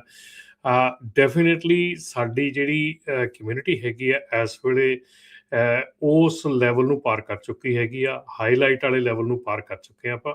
ਸੋ ਇਸ ਵੇਲੇ ਆਪਾਂ ਹਾਈਲਾਈਟ ਨਹੀਂ, ਇਸ ਵੇਲੇ ਆਪਾਂ ਟੌਪ ਲਾਈਟ ਆ। ਮਤਲਬ ਕਿ ਇਸ ਵੇਲੇ ਸਾਡੀ ਜਿਹੜੀ ਸਿਚੁਏਸ਼ਨ ਹੈਗੀ ਆ, ਜਦੋਂ ਕੋਈ ਬੰਦਾ ਇਸ ਤਰ੍ਹਾਂ ਇੱਕ ਵਾਰੀ ਹਾਈਲਾਈਟ ਹੋ ਜਾਂਦਾ ਨਾ, ਉਸ ਤੋਂ ਬਾਅਦ ਉਹਦੀਆਂ ਜਿਹੜੀਆਂ ਨਿੱਕੀਆਂ ਨਿੱਕੀਆਂ ਗਲਤੀਆਂ ਆ ਉਹ ਵੀ ਬਹੁਤ ਜ਼ਿਆਦੀਆਂ ਉਜਾਗਰ ਕੀਤੀਆਂ ਨਾਲੇ ਦੇਖੋ ਇਹਦੇ ਵਿੱਚ ਹੁਣ ਆਪਾਂ ਇਸ ਚੀਜ਼ ਨੂੰ ਆਪਾਂ ਡਿਨਾਈ ਨਹੀਂ ਕਰ ਸਕਦੇ ਵੀ ਉਹ ਅਗਲੇ ਸਕੇਪਗੋਟ ਤਾਂ ਲੱਭਣੀ ਆ ਨਾ, ਅਗਲਿਆਂ ਨੇ ਦੇਖਣਾ ਹੀ ਆ ਵੀ ਕੁਛ ਨਾ ਕੁਛ ਜਿਹੜਾ ਉਹ ਹੋਣਾ। ਹੁਣ ਦੇਖੋ ਫਲੋਰੀਡਾ ਨੇ ਸੁਪਰੀਮ ਕੋਰਟ 'ਚ ਕੋਸ਼ਿਸ਼ ਕੀਤੀ ਵੀ ਕੈਲੀਫੋਰਨੀਆ ਤੇ ਵਾਸ਼ਿੰਗਟਨ ਨੂੰ ਉਲਟ ਲਾਸੂਟ ਜਿਹੜਾ ਉਹ ਕੀਤਾ ਜਾਵੇ, ਉਹ ਤਾਂ ਸੁਪਰੀਮ ਕੋਰਟ ਨੇ ਨਾ ਕਰ ਦਿੱਤੀ ਵੀ ਨਹੀਂ ਤੁਸੀਂ ਕਰ ਨਹੀਂ ਸਕਦੇ। ਉਹ ਇਸ ਆਧਾਰ ਦੇ ਉੱਤੇ ਕਰ ਰਹੇ ਸੀਗੇ ਵੀ ਤੁਸੀਂ ਹਰਜਿੰਦਰ ਨੂੰ ਜਿਹੜਾ ਐਕਸੀਡੈਂਟ ਹੋਇਆ ਸੀ ਵੀ ਉਹਨੂੰ ਤੁਸੀਂ ਕਿਸ ਆਧਾਰ ਦੇ ਉੱਤੇ ਇਸ ਤਰੀਕੇ ਦੇ ਨਾਲ ਲਾਇਸੈਂਸ ਜਿਹੜੇ ਉਹ ਦੇ ਦਿੱਤੇ। ਉਹ ਤਾਂ ਸੁਪਰੀਮ ਕੋਰਟ ਨੇ ਉਹਨਾਂ ਨੂੰ ਸੂ ਕਰਨ ਤੋਂ ਰੋਕ ਦਿੱਤਾ, ਨਹੀਂ ਤਾਂ ਉਹ ਕੋਸ਼ਿਸ਼ ਤਾਂ ਜਿਹੜੀ ਉਹ ਕਰ ਰਹੇ ਆ। ਆਪਾਂ ਦੇਖਿਆ ਹੀ ਉਹ ਪੋਲੀਟੀਕਲ ਡਰਾਮਾ ਕਿੱਦਾਂ ਲੈ ਕੇ ਫੜ ਕੇ ਲੈ ਕੇ ਗਏ, ਉਹ ਸਾਰਾ ਕੁਛ। ਬਿਲਕੁਲ ਰਾਜਕੁਮਾਰ, ਉਹ ਤਾਂ ਗੱਲ ਠੀਕ ਹੈ, ਪਰ ਜਿਹੜਾ ਵਾਸ਼ਿੰਗਟਨ ਸਟੇਟ ਹੈਗੀ ਆ ਉਹਨੇ ਆਪਣਾ ਕਸੂਰ ਮੰਨਿਆ ਹੈਗਾ ਇਸ ਕੇਸ ਦੇ ਵਿੱਚ ਕਿ ਹਰਜਿੰਦਰ ਦੇ ਕੇਸ ਦੇ ਵਿੱਚ 13 ਵਾਰੀ ਉਹਦੀ ਜਿਹੜੀ ਆ ਐਗਜ਼ਾਮੀਨੇਸ਼ਨ 'ਚ ਫੇਲ ਹੋਣ ਤੋਂ ਬਾਅਦ ਲਾਇਸੈਂਸ ਦਿੱਤਾ, ਔਰ ਲਾਇਸੈਂਸ ਉਹਨੂੰ ਨਾਨ ਡੋਮਿਸਾਈਲ ਦੇਣ ਦੀ ਬਜਾਏ ਫੁੱਲ ਲਾਇਸੈਂਸ ਦਿੱਤਾ। ਇਹ ਸਟੇਟ ਆਫ ਵਾਸ਼ਿੰਗਟਨ ਨੇ ਆਪਣੀ ਗਲਤੀ ਮੰਨੀ ਹੈਗੀ ਹੈ। ਚਲੋ ਚੰਗੀ ਗੱਲ ਆ, ਠੀਕ ਹੈ ਨਾ। ਸੋ ਉਹ ਜਿਹੜੀਆਂ ਚੀਜ਼ਾਂ ਹੈਗੀਆਂ ਐਂਡ ਜਿਹੜੀ ਇਹ ਰੂਲਿੰਗ ਆਈ ਹੈਗੀ ਆ, ਇਹ ਰੂਲਿੰਗ ਸਿੰਪਲੀ ਇਹ ਹੈਗੀ ਆ ਕਿ ਸਟੇਟਸ ਜਿਹੜੀਆਂ ਦੂਜੀ ਸਟੇਟਸ ਨੂੰ ਇਸ ਬੇਸਿਸ 'ਤੇ ਲਾਸੂਟ ਨਹੀਂ ਕਰ ਸਕਦੀਆਂ ਹੈਗੀਆਂ। ਔਰ ਮੈਂ ਬਾਰ-ਬਾਰ ਇਹ ਚੀਜ਼ ਕਹਿਣਾ ਹੈਗਾ ਕਿ ਜਦੋਂ ਤੁਸੀਂ ਟਰੱਕ ਡਰਾਈਵਰ ਨੂੰ ਜਾਂ ਜਿਹੜੇ ਵੀ ਟਰੱਕ ਡਰਾਈਵਰ ਨਾਨ ਡੋਮਿਸਾਈਲ ਹੈਗੇ ਆ, ਉਹਨਾਂ ਨੂੰ ਤੁਸੀਂ ਇਲੀਗਲ ਕਹਿ ਕੇ ਆਈ ਡੋਂਟ ਨੋ ਕਿਹੜਾ ਉਹ ਮਤਲਬ ਕਿ ਅਚੀਵਮੈਂਟ ਕਰਨੀ ਚਾਹੁੰਦੇ ਆ, ਕਿਉਂਕਿ ਉਹਨਾਂ ਨੂੰ ਜਿਹੜਾ ਵਰਕ ਪਰਮਿਟ ਹੈਗਾ ਉਹ ਫੈਡਰਲ ਗਵਰਨਮੈਂਟ ਨੇ ਦਿੱਤਾ ਹੈਗਾ, ਕੋਈ ਮਤਲਬ ਕਿ ਕੋਈ ਕਨਵੀਨੀਅੰਸ ਸਟੋਰ ਤੋਂ ਤਾਂ ਲਿਆ ਨਹੀਂ ਉਹਨਾਂ ਨੇ, ਤੇ ਲਾਇਸੈਂਸ ਵੀ ਕੋਈ ਜਿਹੜਾ ਆ ਉਹ ਕਨਵੀਨੀਅੰਸ ਸਟੋਰ ਤੋਂ ਨਹੀਂ ਲਿਆ, DMV ਨੇ ਦਿੱਤਾ ਹੈਗਾ। ਦੋਨੋਂ ਤੁਹਾਡੀਆਂ ਗਵਰਨਮੈਂਟ ਦੇ ਅਦਾਰੇ ਹੈਗੇ, ਇੱਕ ਫੈਡਰਲ ਗਵਰਨਮੈਂਟ ਦਾ, ਇੱਕ ਸਟੇਟ ਗਵਰਨਮੈਂਟ ਦਾ, ਦੋਨਾਂ ਦੀ ਗਲਤੀ ਆ। ਠੀਕ ਹੈ ਨਾ। ਹੁਣ ਕਿਤੇ ਹੋਰ ਆ ਤੇ ਜਿਹੜਾ ਨਜ਼ਲਾ ਕਿਸੇ ਹੋਰ ਤੇ ਝਾੜਿਆ ਜਾਂਦਾ ਹੈ। ਵੀ ਆਪਣੇ ਰਮਨ ਭਾਜੀ ਤੇ ਰਾਜਕਨਵੀਰ ਸਿੰਘ ਜੀ, ਜਿਹੜਾ ਬੰਦਾ ਅੱਜ ਦੀ ਡੇਟ 'ਚ ਅਮਰੀਕਾ ਜਿਹੜਾ ਸੋਚਦਾ ਹੈ ਨਾ, ਅਮਰੀਕਾ 'ਚ ਅੱਜ ਦੀ ਡੇਟ 'ਚ ਐਂਟੀ ਇਮੀਗ੍ਰੈਂਟ ਵੇਵ ਬਹੁਤ ਜ਼ਿਆਦਾ ਚੱਲ ਰਹੀ ਆ। ਸੋ ਜਦੋਂ ਕੋਈ ਵੀ ਇਮੀਗ੍ਰੈਂਟ, ਚਾਹੇ ਉਹ ਲੀਗਲ ਆ ਚਾਹੇ ਇਲੀਗਲ, ਆਪਾਂ ਚਾਹੇ ਲੀਗਲ ਕਹੀ ਜਾਈਏ, ਜਦੋਂ ਆ ਹੁਣ ਚੌਥੇ ਮੁੰਡੇ ਦਾ ਐਕਸੀਡੈਂਟ ਹੋਇਆ, ਉਹਨਾਂ ਨੇ ਇਹ ਕਿਹਾ ਵੀ this is the 4th Indian illegal alien truck driver with the last name Singh. So ਇਹ ਡਿਪਾਰਟਮੈਂਟ ਆਫ ਹੋਮਲੈਂਡ ਸਿਕਿਉਰਿਟੀ ਵਾਲੇ ਪ੍ਰੈਸ ਰਿਲੀਜ਼ ਕਰ ਰਹੇ ਆ, ਉਹ ਫਿਰ ਉਹਨੂੰ ਫੌਕਸ ਨਿਊਜ਼ ਫਿਰ ਹੋਰ ਉਹ ਸਾਰੇ ਚੱਕਦੇ ਆ, ਕਿਉਂਕਿ ਉਹ ਅਲਟੀਮੇਟਲੀ ਬਾਈਡਨ ਐਡਮਿਨਿਸਟ੍ਰੇਸ਼ਨ ਦੇ ਦੌਰਾਨ ਜਿੰਨੇ ਲੋਕ ਕ੍ਰਾਸ ਕਰਕੇ ਆਏ ਆ ਮਿਲੀਅਨਸ ਦੇ ਹਿਸਾਬ ਨਾਲ, ਸੋ ਉਹ ਪੋਲੀਟੀਕਲ ਉਹ ਨਹੀਂ ਬਣਾਇਆ, ਉਹਨਾਂ ਨੂੰ ਮੌਕਾ ਮਿਲਦਾ ਆ।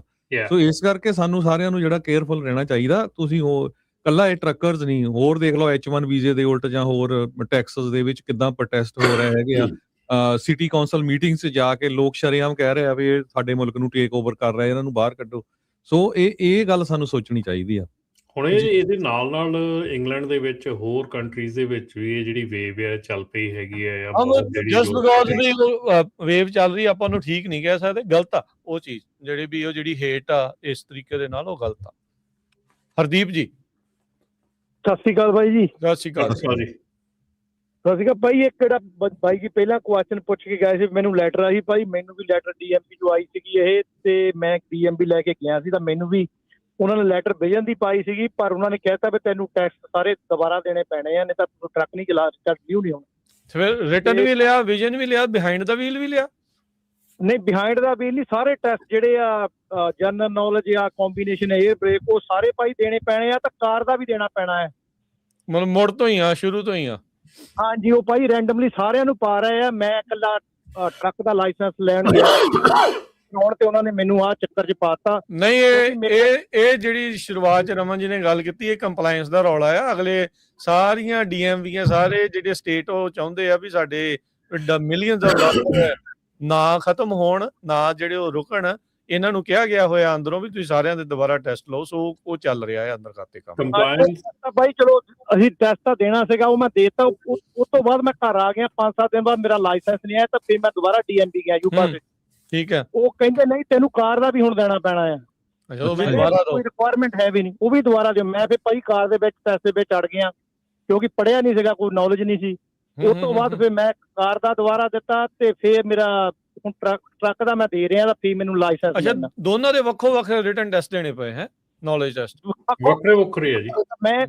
ਮੈਂ ਭਾਜੀ ਔਰਾਵੈਲ ਦੀ ਗਿਆ ਤਾਂ ਉਹਨਾਂ ਨੇ ਮੈਨੂੰ ਐਕਸਟੈਂਡ ਦੀ 2-3 ਮਹੀਨੇ ਦੀ ਐਕਸਟੈਂਸ਼ਨ ਦੇ ਦਿੱਤੀ, ਟਰੱਕ ਵੀ ਕਹਿੰਦੇ ਚਲਾ ਸਕਦਾ। ਦੇਖੋ DMV 'ਚ ਕਿੰਨਾ ਫਰਕ ਹੈ।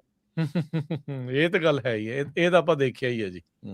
ਹਾਂਜੀ, ਮੈਂ ਉਹ ਭਾਈ ਸਾਹਿਬ ਨੂੰ ਇਹ ਸਲਾਹ ਦੇਣੀ ਸੀ ਵੀ ਉਹ ਇਕੱਲਾ ਵਿਜਨ ਦਾ ਟੈਸਟ ਨਾ ਕਰਨ ਜਾਣ, ਉਹਨਾਂ ਨੂੰ ਸਾਰੇ ਹੀ ਟੈਸਟ ਦੇਣੇ ਪੈਣੇ। ਹਾਂਜੀ, ਥੈਂਕ ਯੂ ਤੁਹਾਡਾ ਦੱਸਣ ਦਾ। ਥੈਂਕ ਯੂ ਜੀ। ਇਹ ਰਾਜਕਰਨ ਸੇਮ ਚੀਜ਼ ਹੈ ਜਿਹੜੀ ਆਪਣਾ ਪਹਿਲਾਂ ਆਪਾਂ ਇੰਗਲਿਸ਼ ਪ੍ਰੋਫੀਸ਼ੀਐਂਸੀ ਦਾ ਜਿਹੜਾ ਕਾਨੂੰਨ ਆਇਆ ਹੈਗਾ ਜਾਂ ਜਿਹੜੀ ਉਹਦੀ ਮੈਂਡੇਟ ਆਇਆ ਹੈਗਾ, ਉਹਦੇ ਵਿੱਚ ਜਿਹੜਾ ਡਿਪਾਰਟਮੈਂਟ ਆਫ ਲੇਬਰ ਵੱਲੋਂ ਵੀ ਹੁਣ ਇੱਥੇ ਗੱਲ ਕਰ ਦਿੱਤੀ ਗਈ ਹੈ, ਜਿਹੜੀ ਆਪਾਂ ਲਾਸਟ ਟਾਈਮ ਵੀ ਗੱਲ ਕੀਤੀ ਸੀ। ਡਿਪਾਰਟਮੈਂਟ ਆਫ ਲੇਬਰ ਨੇ ਜਿਹੜਾ ਇੰਗਲਿਸ਼ ਪ੍ਰੋਫੀਸ਼ੀਐਂਸੀ ਆ ਉਹ ਇੱਕ ਸਕਿੱਲ ਦੇ ਤੌਰ ਤੇ ਇੱਕ ਡਰਾਈਵਰ ਜਿਹੜਾ ਇਮੀਗ੍ਰੈਂਟ ਹੈਗਾ ਉਹਦੇ ਉੱਤੇ ਇੱਕ ਸਕਿੱਲ ਦੇ ਤੌਰ ਤੇ ਉਹਨੂੰ ਗੱਲ ਕਰਨ ਮਤਲਬ ਕਿ ਲਾਗੂ ਕਰਨ ਦੀ ਗੱਲ ਕੀਤੀ ਆ। ਈਵਨ ਡਰਾਈਵਰ ਐਪਲੀਕੇਸ਼ਨ ਦੇ ਵਿੱਚ ਤੁਹਾਡਾ ਜਿਹੜਾ ਇੰਗਲਿਸ਼ ਪ੍ਰੋਫੀਸ਼ੀਐਂਸੀ ਦਾ ਜਿਹੜਾ ਇੱਕ ਵੈਲੂਏਸ਼ਨ ਆ ਉਹ ਵੀ ਪਾਉਣ ਦੀ ਗੱਲ ਕੀਤੀ ਹੈਗੀ ਆ। ਉਹਦੇ ਨਾਲ ਜਿਹੜਾ ਆਪਾਂ ਪਿਛਲੇ ਇੰਗਲਿਸ਼ ਪ੍ਰੋਫੀਸ਼ੀਐਂਸੀ ਦਾ ਜਿਹੜਾ ਚੱਲ ਰਿਹਾ ਸੀਗਾ ਉਹਦੇ ਵਿੱਚ ਉਹਨਾਂ ਨੇ ਕਿਹਾ ਸੀਗਾ ਕਿ ਜਿੰਨੇ ਵੀ ਲਾਇਸੈਂਸ ਹੈਗੇ ਆ ਅਮਰੀਕਾ ਦੇ ਵਿੱਚ ਅਲਟੀਮੇਟਲੀ ਵਿਦਿਨ 180 ਡੇਜ਼ ਦੇ ਵਿੱਚ ਸਾਰਿਆਂ ਨੂੰ ਰੀ ਟੈਸਟ ਹੋ ਰਹੇ ਇਸੇ ਲਈ। ਹਾਂਜੀ, ਸੋ ਉਹ ਚੀਜ਼ ਜਿਹੜੀ ਆ ਉਹ ਵੀ ਜਿਹੜਾ ਕਮਰਸ਼ੀਅਲ ਵਾਲਾ ਜਦੋਂ ਲਾਇਸੈਂਸ ਲੈਂਦੇ ਸੀ ਰਿਟਨ, ਉਦੋਂ ਫਿਰ ਨਾਲ ਉਦੋਂ ਵੀ ਕਾਰ ਵਾਲਾ ਵੱਖਰਾ ਟੈਸਟ ਲਿਆ ਜਾਂਦਾ ਹੁੰਦਾ ਸੀਗਾ ਕਿ ਨਹੀਂ? ਪਹਿਲੋਂ ਨਹੀਂ, ਉਦੋਂ ਨਹੀਂ ਲਿਆ ਜਾਂਦਾ ਸੀਗਾ, ਉਦੋਂ ਇਹਨਾਂ ਨੇ ਕਰਤਾ। ਹਾਂ, ਹੁਣ ਉਹ ਮਤਲਬ ਕਿ ਆਬਵੀਅਸਲੀ ਜਿਹੜੀ ਸਕਰੂਟਨੀ ਆ ਉਹਦੇ ਕਰਕੇ ਜਿਹੜਾ ਇਹ ਚੀਜ਼ ਹੋ ਰਹੀ ਆ। ਤੇ ਬਾਕੀ ਰਾਜਕਰਨ ਜਿਹੜਾ ਇੱਕ ਹੋਰ ਜਿਹੜੀ ਆਪਾਂ ਗੱਲ ਕਰ ਰਹੇ ਸੀਗੇ, ਸ਼ੁਰੂ 'ਚ ਗੱਲ ਕੀਤੀ ਸੀ ਮਾਰਕੀਟ ਦੀ ਜਿਹੜੀ ਸਰਜ ਹੈਗੀ ਆ ਇਸ ਵੇਲੇ, ਜਿਹੜੀ ਮੈਕਸੀਕਨ ਫਰੇਟ ਹੈਗਾ ਉਹ ਕੰਟੀਨਿਊ ਟੂ ਸਰਜ ਹੈਗਾ। ਜਿਹੜਾ ਹੁਣ ਆਉਣ ਵਾਲੇ ਸਮੇਂ ਦੇ ਵਿੱਚ ਰਿਵਿਊ ਆਉਣਾ ਆ ਜੁਲਾਈ 1, 2026 ਨੂੰ USMCA ਦਾ, ਉਹਦੇ ਵਿੱਚ ਦੇਖਣ ਵਾਲਾ ਗੱਲ ਹੋਊਗਾ ਕਿਉਂਕਿ ਜਿਹੜਾ ਮੈਕਸੀਕਨ ਕ੍ਰਾਸ ਬਾਰਡਰ ਟਰੱਕਿੰਗ ਹੈਗੀ ਆ ਉਹ ਇਨਕਰੀਜ਼ 5% ਈਅਰ ਓਵਰ ਈਅਰ ਜਿਹੜੀ ਹੋ ਰਹੀ ਹੈਗੀ ਆ। ਜਿਹੜੀ ਮੈਕਸੀਕਨ ਟਰੱਕਿੰਗ ਫਰੇਟ ਜੰਪਡ ਬਾਈ 13% ਵਾਈਲ ਕੈਨੇਡੀਅਨ ਫਰੇਟ ਡਿਪਡ ਬਾਈ 7% ਸਿੰਸ ਮਾਰਚ 2024। ਕੈਨੇਡੀਅਨ ਫਰੇਟ ਜਿਹੜਾ ਹੈ ਉਹ ਥੱਲੇ ਗਿਆ ਹੈਗਾ। ਸੋ ਜਿਹੜੀਆਂ ਇਹ ਚੀਜ਼ਾਂ ਹੈਗੀਆਂ ਇਹਦੇ ਵਿੱਚ ਚਾਈਨਾ ਦਾ ਕਾਫੀ ਹੱਥ ਹੈਗਾ ਮੈਕਸੀਕੋ ਵਾਲੇ ਪਾਸਿਓਂ, ਜਿਹੜੀ ਕਿਉਂਕਿ ਫਰੇਟ ਜਿਹੜਾ ਵੱਧ ਰਿਹਾ ਹੈਗਾ ਉੱਧਰ ਆ ਰਿਹਾ। ਹਾਂਜੀ, ਉੱਧਰ ਆ ਰਿਹਾ ਹੈਗਾ। ਸੋ ਇਹ ਜਿਹੜਾ ਹੁਣ ਰਿਵਿਊ ਜੁਲਾਈ 1, 2026 ਨੂੰ USMCA ਦਾ ਜਿਹੜਾ ਰਿਵਿਊ ਹੋਣਾ ਹੈਗਾ, ਉਹ ਤੋਂ ਬਾਅਦ ਦੇ ਵਿੱਚ ਪਤਾ ਲੱਗੂਗਾ ਕਿ ਕਿਸ ਪਾਸੇ ਨੂੰ ਸਾਰੀ ਚੀਜ਼ ਜਾਂਦੀ ਹੈਗੀ ਆ। ਪਰ ਰਾਈਟ ਨਾਓ ਜਿਹੜਾ ਮੈਕਸੀਕਨ ਫਰੇਟ ਮਾਰਕੀਟ ਹੈਗੀ ਹੈ ਜਾਂ ਮੈਕਸੀਕਨ ਫਰੇਟ ਕੋਰੀਡੋਰ ਹੈਗਾ ਉਹ ਸਰਜ ਕਰ ਰਿਹਾ ਹੈਗਾ ਜੀ। ਇੱਕ ਅੱਧਾ ਕਾਲਰ ਲੈ ਕੇ ਫਿਰ ਆਪਣੇ ਨਾਲ ਨਿਰਮਲ ਸਿੰਘ ਮਾਨ ਜੀ ਵੀ ਜੁੜੇ ਆ, ਉਹਨਾਂ ਦੇ ਨਾਲ ਵੀ ਆਪਾਂ ਗੱਲ ਕਰਦੇ ਆ, ਉਹ ਵੀ ਵੇਟ ਕਰ ਰਹੇ ਆ। ਤੇ ਕਾਲਸ 1-2 ਲੈ ਕੇ ਫਿਰ ਆਪਾਂ ਉਹਨਾਂ ਨਾਲ ਗੱਲ ਕਰਦੇ, ਫਿਰ ਦੁਬਾਰਾ ਕਾਲਸ ਵੱਲ ਨੂੰ ਵਧਾਂਗੇ। ਹਾਂਜੀ, ਹੈਪੀ।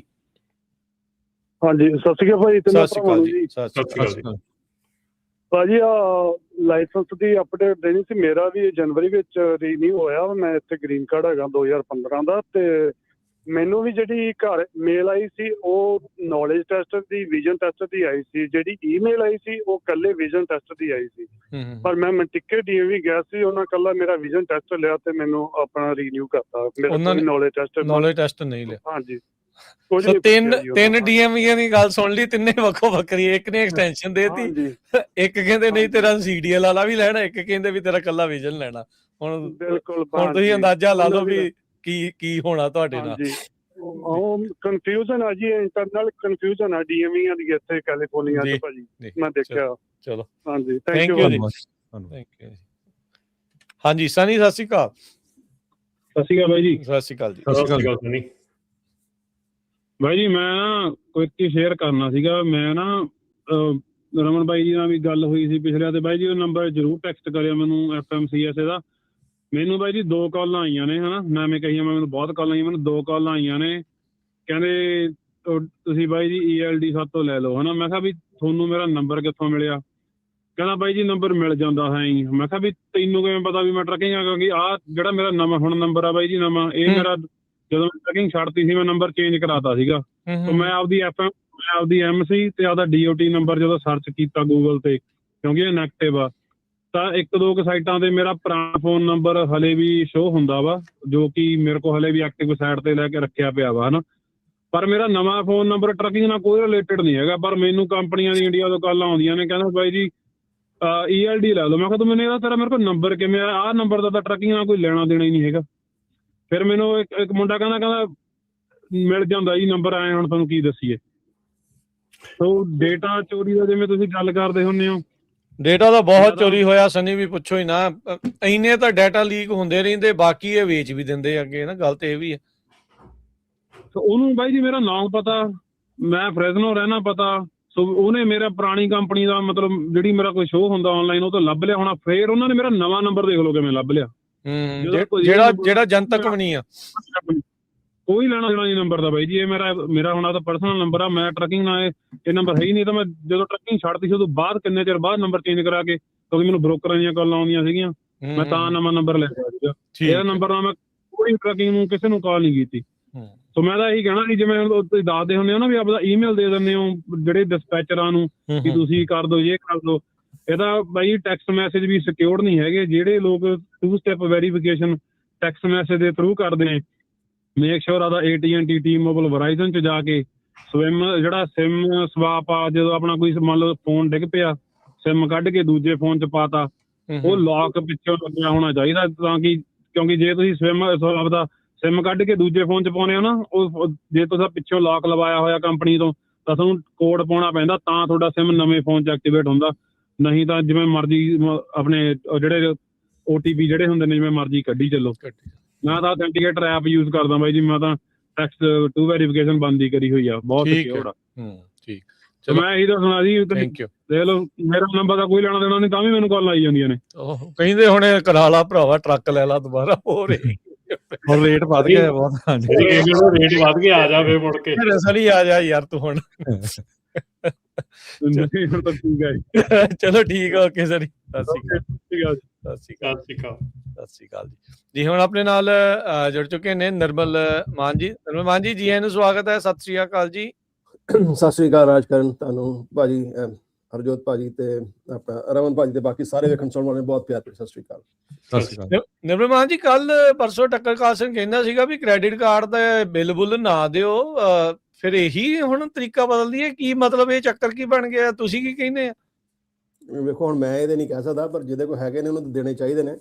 ਔਰ ਟੱਕਰ ਕਾਲਸਨ ਨੇ ਵੀ ਐਕਚੁਅਲੀ ਦੇਖੋ ਇੱਕ ਤਰ੍ਹਾਂ ਦਾ ਉਹਨੇ ਪ੍ਰੈਜ਼ੀਡੈਂਟ ਟਰੰਪ ਦੇ ਥੋੜਾ ਜਿਹਾ ਵਿਅੰਗ ਕੀਤਾ ਸੀ, ਕਿਉਂਕਿ ਪ੍ਰੈਜ਼ੀਡੈਂਟ ਟਰੰਪ ਨੇ ਵੀ 2-4 ਮਹੀਨੇ ਪਹਿਲਾਂ ਕਿਹਾ ਸੀ ਕਿ ਮੈਂ ਸਾਰਿਆਂ ਦੇ ਜਿਹੜੇ ਨਾ ਕ੍ਰੈਡਿਟ ਕਾਰਡ ਦੇ ਇੰਟਰਸਟ ਨੇ ਮੈਂ ਐਗਜ਼ੀਕਿਊਟਿਵ ਆਰਡਰ ਜਾਰੀ ਕਰਕੇ ਤੇ 10% ਦੇ ਕਰ ਦੇਣੇ ਨੇ, ਪਰ ਉਹ ਗੱਲ ਜੀ ਐਵੇਂ ਬਸ ਸ਼ੁਰਲੀ ਜੀ ਛੱਡ ਕੇ ਤੇ ਮੁੜ ਕੇ ਉਹਦੇ ਉੱਤੇ ਕੋਈ ਫੋਲੋ ਅਪ ਨਹੀਂ ਕੀਤੀ।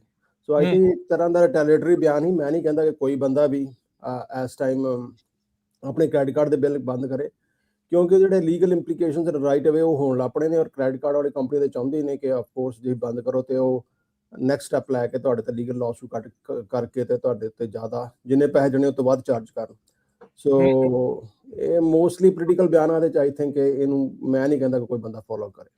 ਤੇ ਇਹ ਇੱਥੇ ਕੋਈ ਬੰਦੇ ਇਦਾਂ ਸੋਚ ਨਹੀਂ ਰਹੇ ਹੋਣਗੇ, ਜਾਂ ਬੰਦਾ ਕਹਿੰਦਾ ਯਾਰ ਹੁਣ ਚੱਲ ਕੋਈ ਨਹੀਂ, ਬਾਅਦ ਦੇ ਵਿੱਚ ਫਿਰ ਦੇਖੀ ਜਾਊਗੀ, ਫਿਰ ਸੈਟਲ ਕਰ ਲਾਂਗੇ, ਕਿ ਉਹ ਤੋਂ ਪਹਿਲਾਂ ਹੀ ਕੋਈ ਇਦਾਂ ਦੀ ਸਰਵਿਸ ਦੇ ਨਾਲ ਕਰ ਲੈਣਾ ਚਾਹੀਦਾ, ਕਿਉਂਕਿ ਬੰਦੇ ਨੂੰ ਪਤਾ ਤਾਂ ਲੱਗ ਹੀ ਜਾਂਦਾ ਵੀ ਇਹ ਦੇ ਹੋਣਾ ਆ ਬਿੱਲ ਕਿ ਨਹੀਂ ਦੇ ਹੋਣਾ।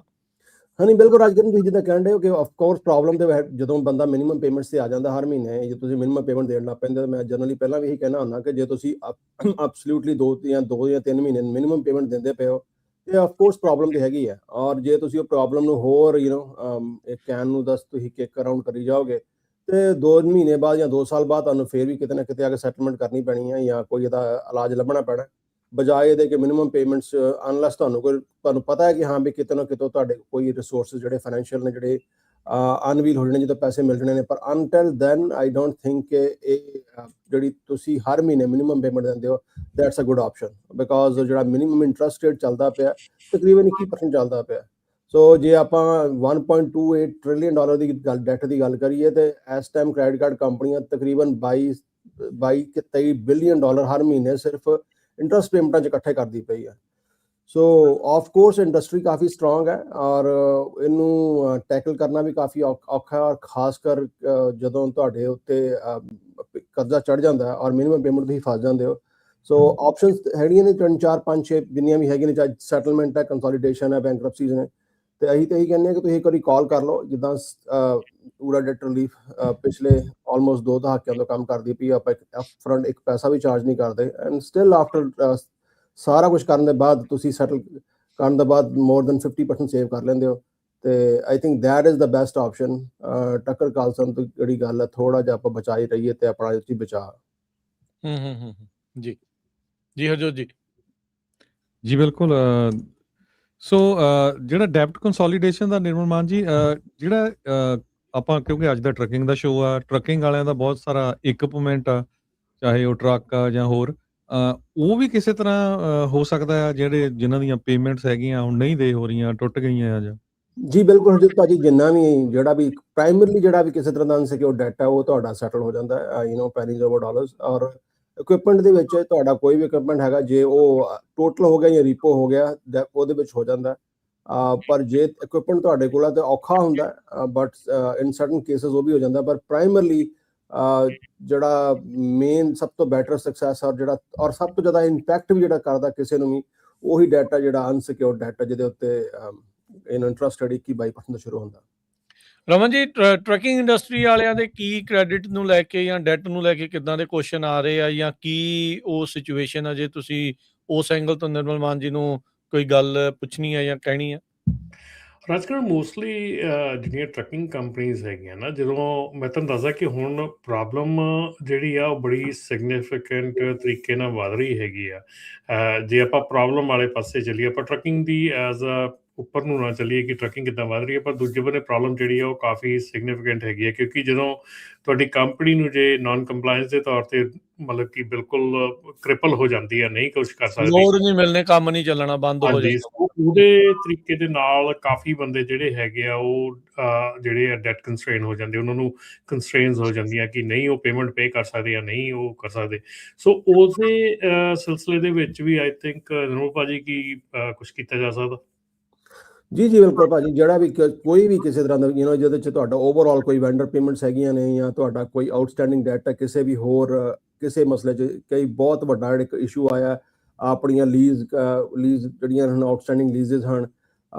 ਔਰ ਖਾਸ ਕਰਕੇ ਜਿਹੜਾ ਇੱਕ ਹੋਰ ਵੱਡਾ ਇੰਪੈਕਟ ਜਿਹੜਾ ਪਿਛਲੇ ਖਾਸ ਕਰਕੇ ਪੈਂਡੈਮਿਕ ਦੇ ਵਿੱਚ ਜਿਹੜੇ ਲੋਨਸ ਮਿਲੇ ਨੇ ਆਪਣੇ SBA ਲੋਨ, ਉਹਦੇ 'ਚ ਇੱਕ ਬੜੀ ਵੱਡੀ ਮੁਗਾਲਤਾ ਹੈ ਕਮਿਊਨਿਟੀ ਆਪਣੀ 'ਚ ਵੀ ਔਰ ਥਰੂ ਆਊਟ ਜਿੰਨੇ ਵੀ ਇੰਡਸਟਰੀ ਦੇ ਵਿੱਚ, ਕਿ ਹਾਂ ਵੀ ਜਿਹੜੇ SBA ਦੇ ਲੋਨ ਨੇ ਉਹ ਆਪਾਂ ਰਿਟਰਨ ਨਹੀਂ ਕਰਨੇ ਪੈਣੇ, ਜਾਂ ਕਰਾਂਗੇ ਅਸੀਂ ਪਰਸਨਲ ਗਰੰਟੀ ਸਾਈਨ ਕੀਤੀ ਹੈ ਨਹੀਂ ਕੀਤੀ, ਕੰਪਨੀ ਬੰਦ ਕੀਤੀ ਹੈ, ਤਾਂ ਉਹ ਜਿਹੜੇ ਨੇ ਉਹ ਵੀ ਵੱਡਾ ਇਸ਼ੂ ਆ ਰਿਹਾ। ਔਰ ਡੈਫੀਨਿਟਲੀ ਜੇ ਆਪਾਂ ਨੂੰ ਕਿਸੇ ਵੀ ਤਰ੍ਹਾਂ ਦਾ ਕੋਈ ਡੈਟ ਇੰਪੈਕਟ ਕਿਸੇ ਨੂੰ ਵੀ ਕਰਦਾ ਪਿਆ, ਚਾਹੇ ਉਹ ਪਰਸਨਲ ਲੈਵਲ ਤੇ, ਚਾਹੇ ਬਿਜ਼ਨਸ ਲੈਵਲ ਤੇ ਨੇ, ਚਾਹੇ ਪਰਸਨਲ ਕ੍ਰੈਡਿਟ ਕਾਰਡ ਨੇ, ਚਾਹੇ ਬਿਜ਼ਨਸ ਲੋਨਸ ਨੇ, ਕੋਈ ਵੀ ਨੇ, ਤੁਸੀਂ ਕਾਲ ਕਰ ਲਓ। I think most of the cases we can save more than 50%, but ਜੇ ਨਹੀਂ ਹੋਏਗਾ ਤਾਂ at least you will know ਕਿ ਇਹਦਾ ਕੋਈ ਆਪਸ਼ਨ ਨਹੀਂ ਹੈਗਾ। ਜਿੱਦਾਂ ਕਿ SBA ਦੇ ਲੋਨ ਨੇ, ਉਹ ਨਾ ਸਿਰਫ ਉਹ ਤੁਹਾਡੇ ਪਰਸਨਲ ਲਾਇਬਿਲਿਟੀ ਹੈਗੀ ਹੈ, plus on top of that ਜਿੱਦਣ ਹੀ ਤੁਸੀਂ ਡਿਫਾਲਟ ਕਰਦੇ ਹੋ 25% ਉਹਦੇ ਉੱਤੇ ਹੋਰ ਕਲੈਕਸ਼ਨ ਚਾਰਜਸ ਕਰ ਦਿੰਦੇ, ਉਹਨੂੰ ਟ੍ਰੈਜਰੀ ਕਲੈਕਟ ਕਰਦੀ ਹੈ। ਸੋ ਚੀਜ਼ਾਂ ਜਿਹੜੀਆਂ ਨੇ ਕਾਫੀ ਡਿਫਿਕਲਟ ਹੁੰਦੀਆਂ ਪਈਆਂ ਨੇ। ਔਰ ਹੁਣ ਟੱਕਰ ਖਾਲਸਾ ਦੇ ਬਿਆਨ ਨਾਲ ਇੱਕ ਨਵਾਂ ਮੁੱਦਾ ਫਿਰ ਸ਼ੁਰੂ ਹੋ ਗਿਆ। ਸੋ ਹੋਪਫੁਲੀ ਇਹ ਨਾ ਹੋਏ ਕਿ ਇਹਨੂੰ ਹੋਰ ਜ਼ਿਆਦਾ ਖਰਾਬ ਕੀਤਾ ਹੋ ਜਾਏ। ਇਸ ਤੋਂ ਪਹਿਲਾਂ ਜਿਹੜਾ ਵੀ ਮੇਰਾ ਵੀਰ ਭੈਣ ਭਰਾ ਸੋਚਦਾ ਪਿਆ, ਆਈ ਥਿੰਕ ਜੇ ਤੁਸੀਂ ਤੁਹਾਡੇ ਉੱਤੇ ਡੈਟ ਹੈਗਾ ਔਰ ਤੁਸੀਂ ਮਿਨੀਮਮ ਪੇਮੈਂਟ ਦੇ ਰਹੇ ਹੋ ਕ੍ਰੈਡਿਟ ਕਾਰਡ ਦੀ ਜਾਂ ਕਿਸੇ ਵੀ ਹੋਰ ਲੋਨ ਦੀ, ਜਿਹੜਾ ਕਿਸੇ ਤਰ੍ਹਾਂ ਦਾ ਸਿਕਿਉਰ ਨਹੀਂ ਹੈਗਾ, ਯੂ ਸ਼ੁੱਡ ਗਿਵ ਅਸ ਅ ਕਾਲ। ਹਾਂ, ਖਾਸ ਕਰਕੇ ਜਦੋਂ ਪਤਾ ਨਹੀਂ ਹੈ ਵੀ ਤੁਹਾਡਾ ਭਵਿੱਖ ਦੇ ਵਿੱਚ ਕੀ ਹੋਣਾ, ਵੀ ਐਵੇਂ ਗੱਲ ਸੁਣ ਕੇ ਪੰਗਾ ਨਾ ਲੈ ਲਿਓ, ਅੱਡੀਆਂ ਚੱਕ ਕੇ ਫਾਹਾ ਲੈਣ ਵਾਲੀ ਗੱਲ ਬਣ ਜਾਂਦੀ ਆ। ਜੇ ਤੁਹਾਨੂੰ ਅਖਿਆਈ ਲੱਗ ਰਹੀ ਆ ਤਾਂ ਡੈਟ ਸੈਟਲਮੈਂਟ, ਕੰਸੋਲੀਡੇਸ਼ਨ, ਬੈਂਕਰਪਸੀ ਕੋਈ ਵੀ ਆ, ਉਹ ਸਲਾਹ ਦੇ ਲਈ ਤੁਸੀਂ ਊੜਾ ਡੈਟ ਰਿਲੀਫ ਵਾਲਿਆਂ ਦੇ ਨਾਲ ਕੰਟੈਕਟ ਕਰੋ। ਨਿਰਮਲ ਮਾਨ ਜੀ, ਨੰਬਰ ਸ਼ੇਅਰ ਕਰ ਦਿਓ ਜੀ। 888 888 9914 888-888-9914 ਜੀ। ਥੈਂਕ ਯੂ ਨਿਰਮਲ ਮਾਨ ਜੀ, ਬਹੁਤ ਸ਼ੁਕਰੀਆ ਜੀ। ਮਿਲਦੇ ਹਾਂ ਜੀ ਫਿਰ ਅਗਲੀ ਵਾਰੀ ਮਾਰਕੀਟ ਪਲਸ ਦੇ ਵਿੱਚ ਮਿਲਾਂਗੇ ਇਹਨਾਂ ਦੇ ਨਾਲ। ਸਾਡੇ ਸੋਸ਼ਲ ਮੀਡੀਆ ਦੇ ਉੱਤੇ ਦੇਖਦੇ ਰਹੋ, ਆਪਾਂ ਵੀਕਲੀ ਪ੍ਰੋਗਰਾਮ US ਦੀ ਇਕਨੋਮੀ ਨੂੰ ਲੈ ਕੇ ਕਰਦੇ ਹੁੰਦੇ ਆ, ਤੇ ਉਹ ਵੀ ਜਿਹੜਾ ਜ਼ਰੂਰ ਸਾਡੇ ਸੋਸ਼ਲ ਮੀਡੀਆ ਪਲੇਟਫਾਰਮ ਤੇ ਰੇਡੀਓ ਦੇ ਉੱਤੇ ਸੁਣਨਾ ਦੇਖਣਾ ਨਾ ਭੁੱਲਿਓ। ਥੈਂਕ ਯੂ ਨਿਰਮਲ ਮਾਨ ਜੀ, ਸ਼ੁਕਰੀਆ। ਥੈਂਕ ਯੂ ਜੀ। ਸੋ ਆਪਾਂ ਜਿਹੜੇ ਅਗਲੇ ਕਾਲਰਸ ਵੱਲ ਨੂੰ ਵੱਧਦੇ ਆ।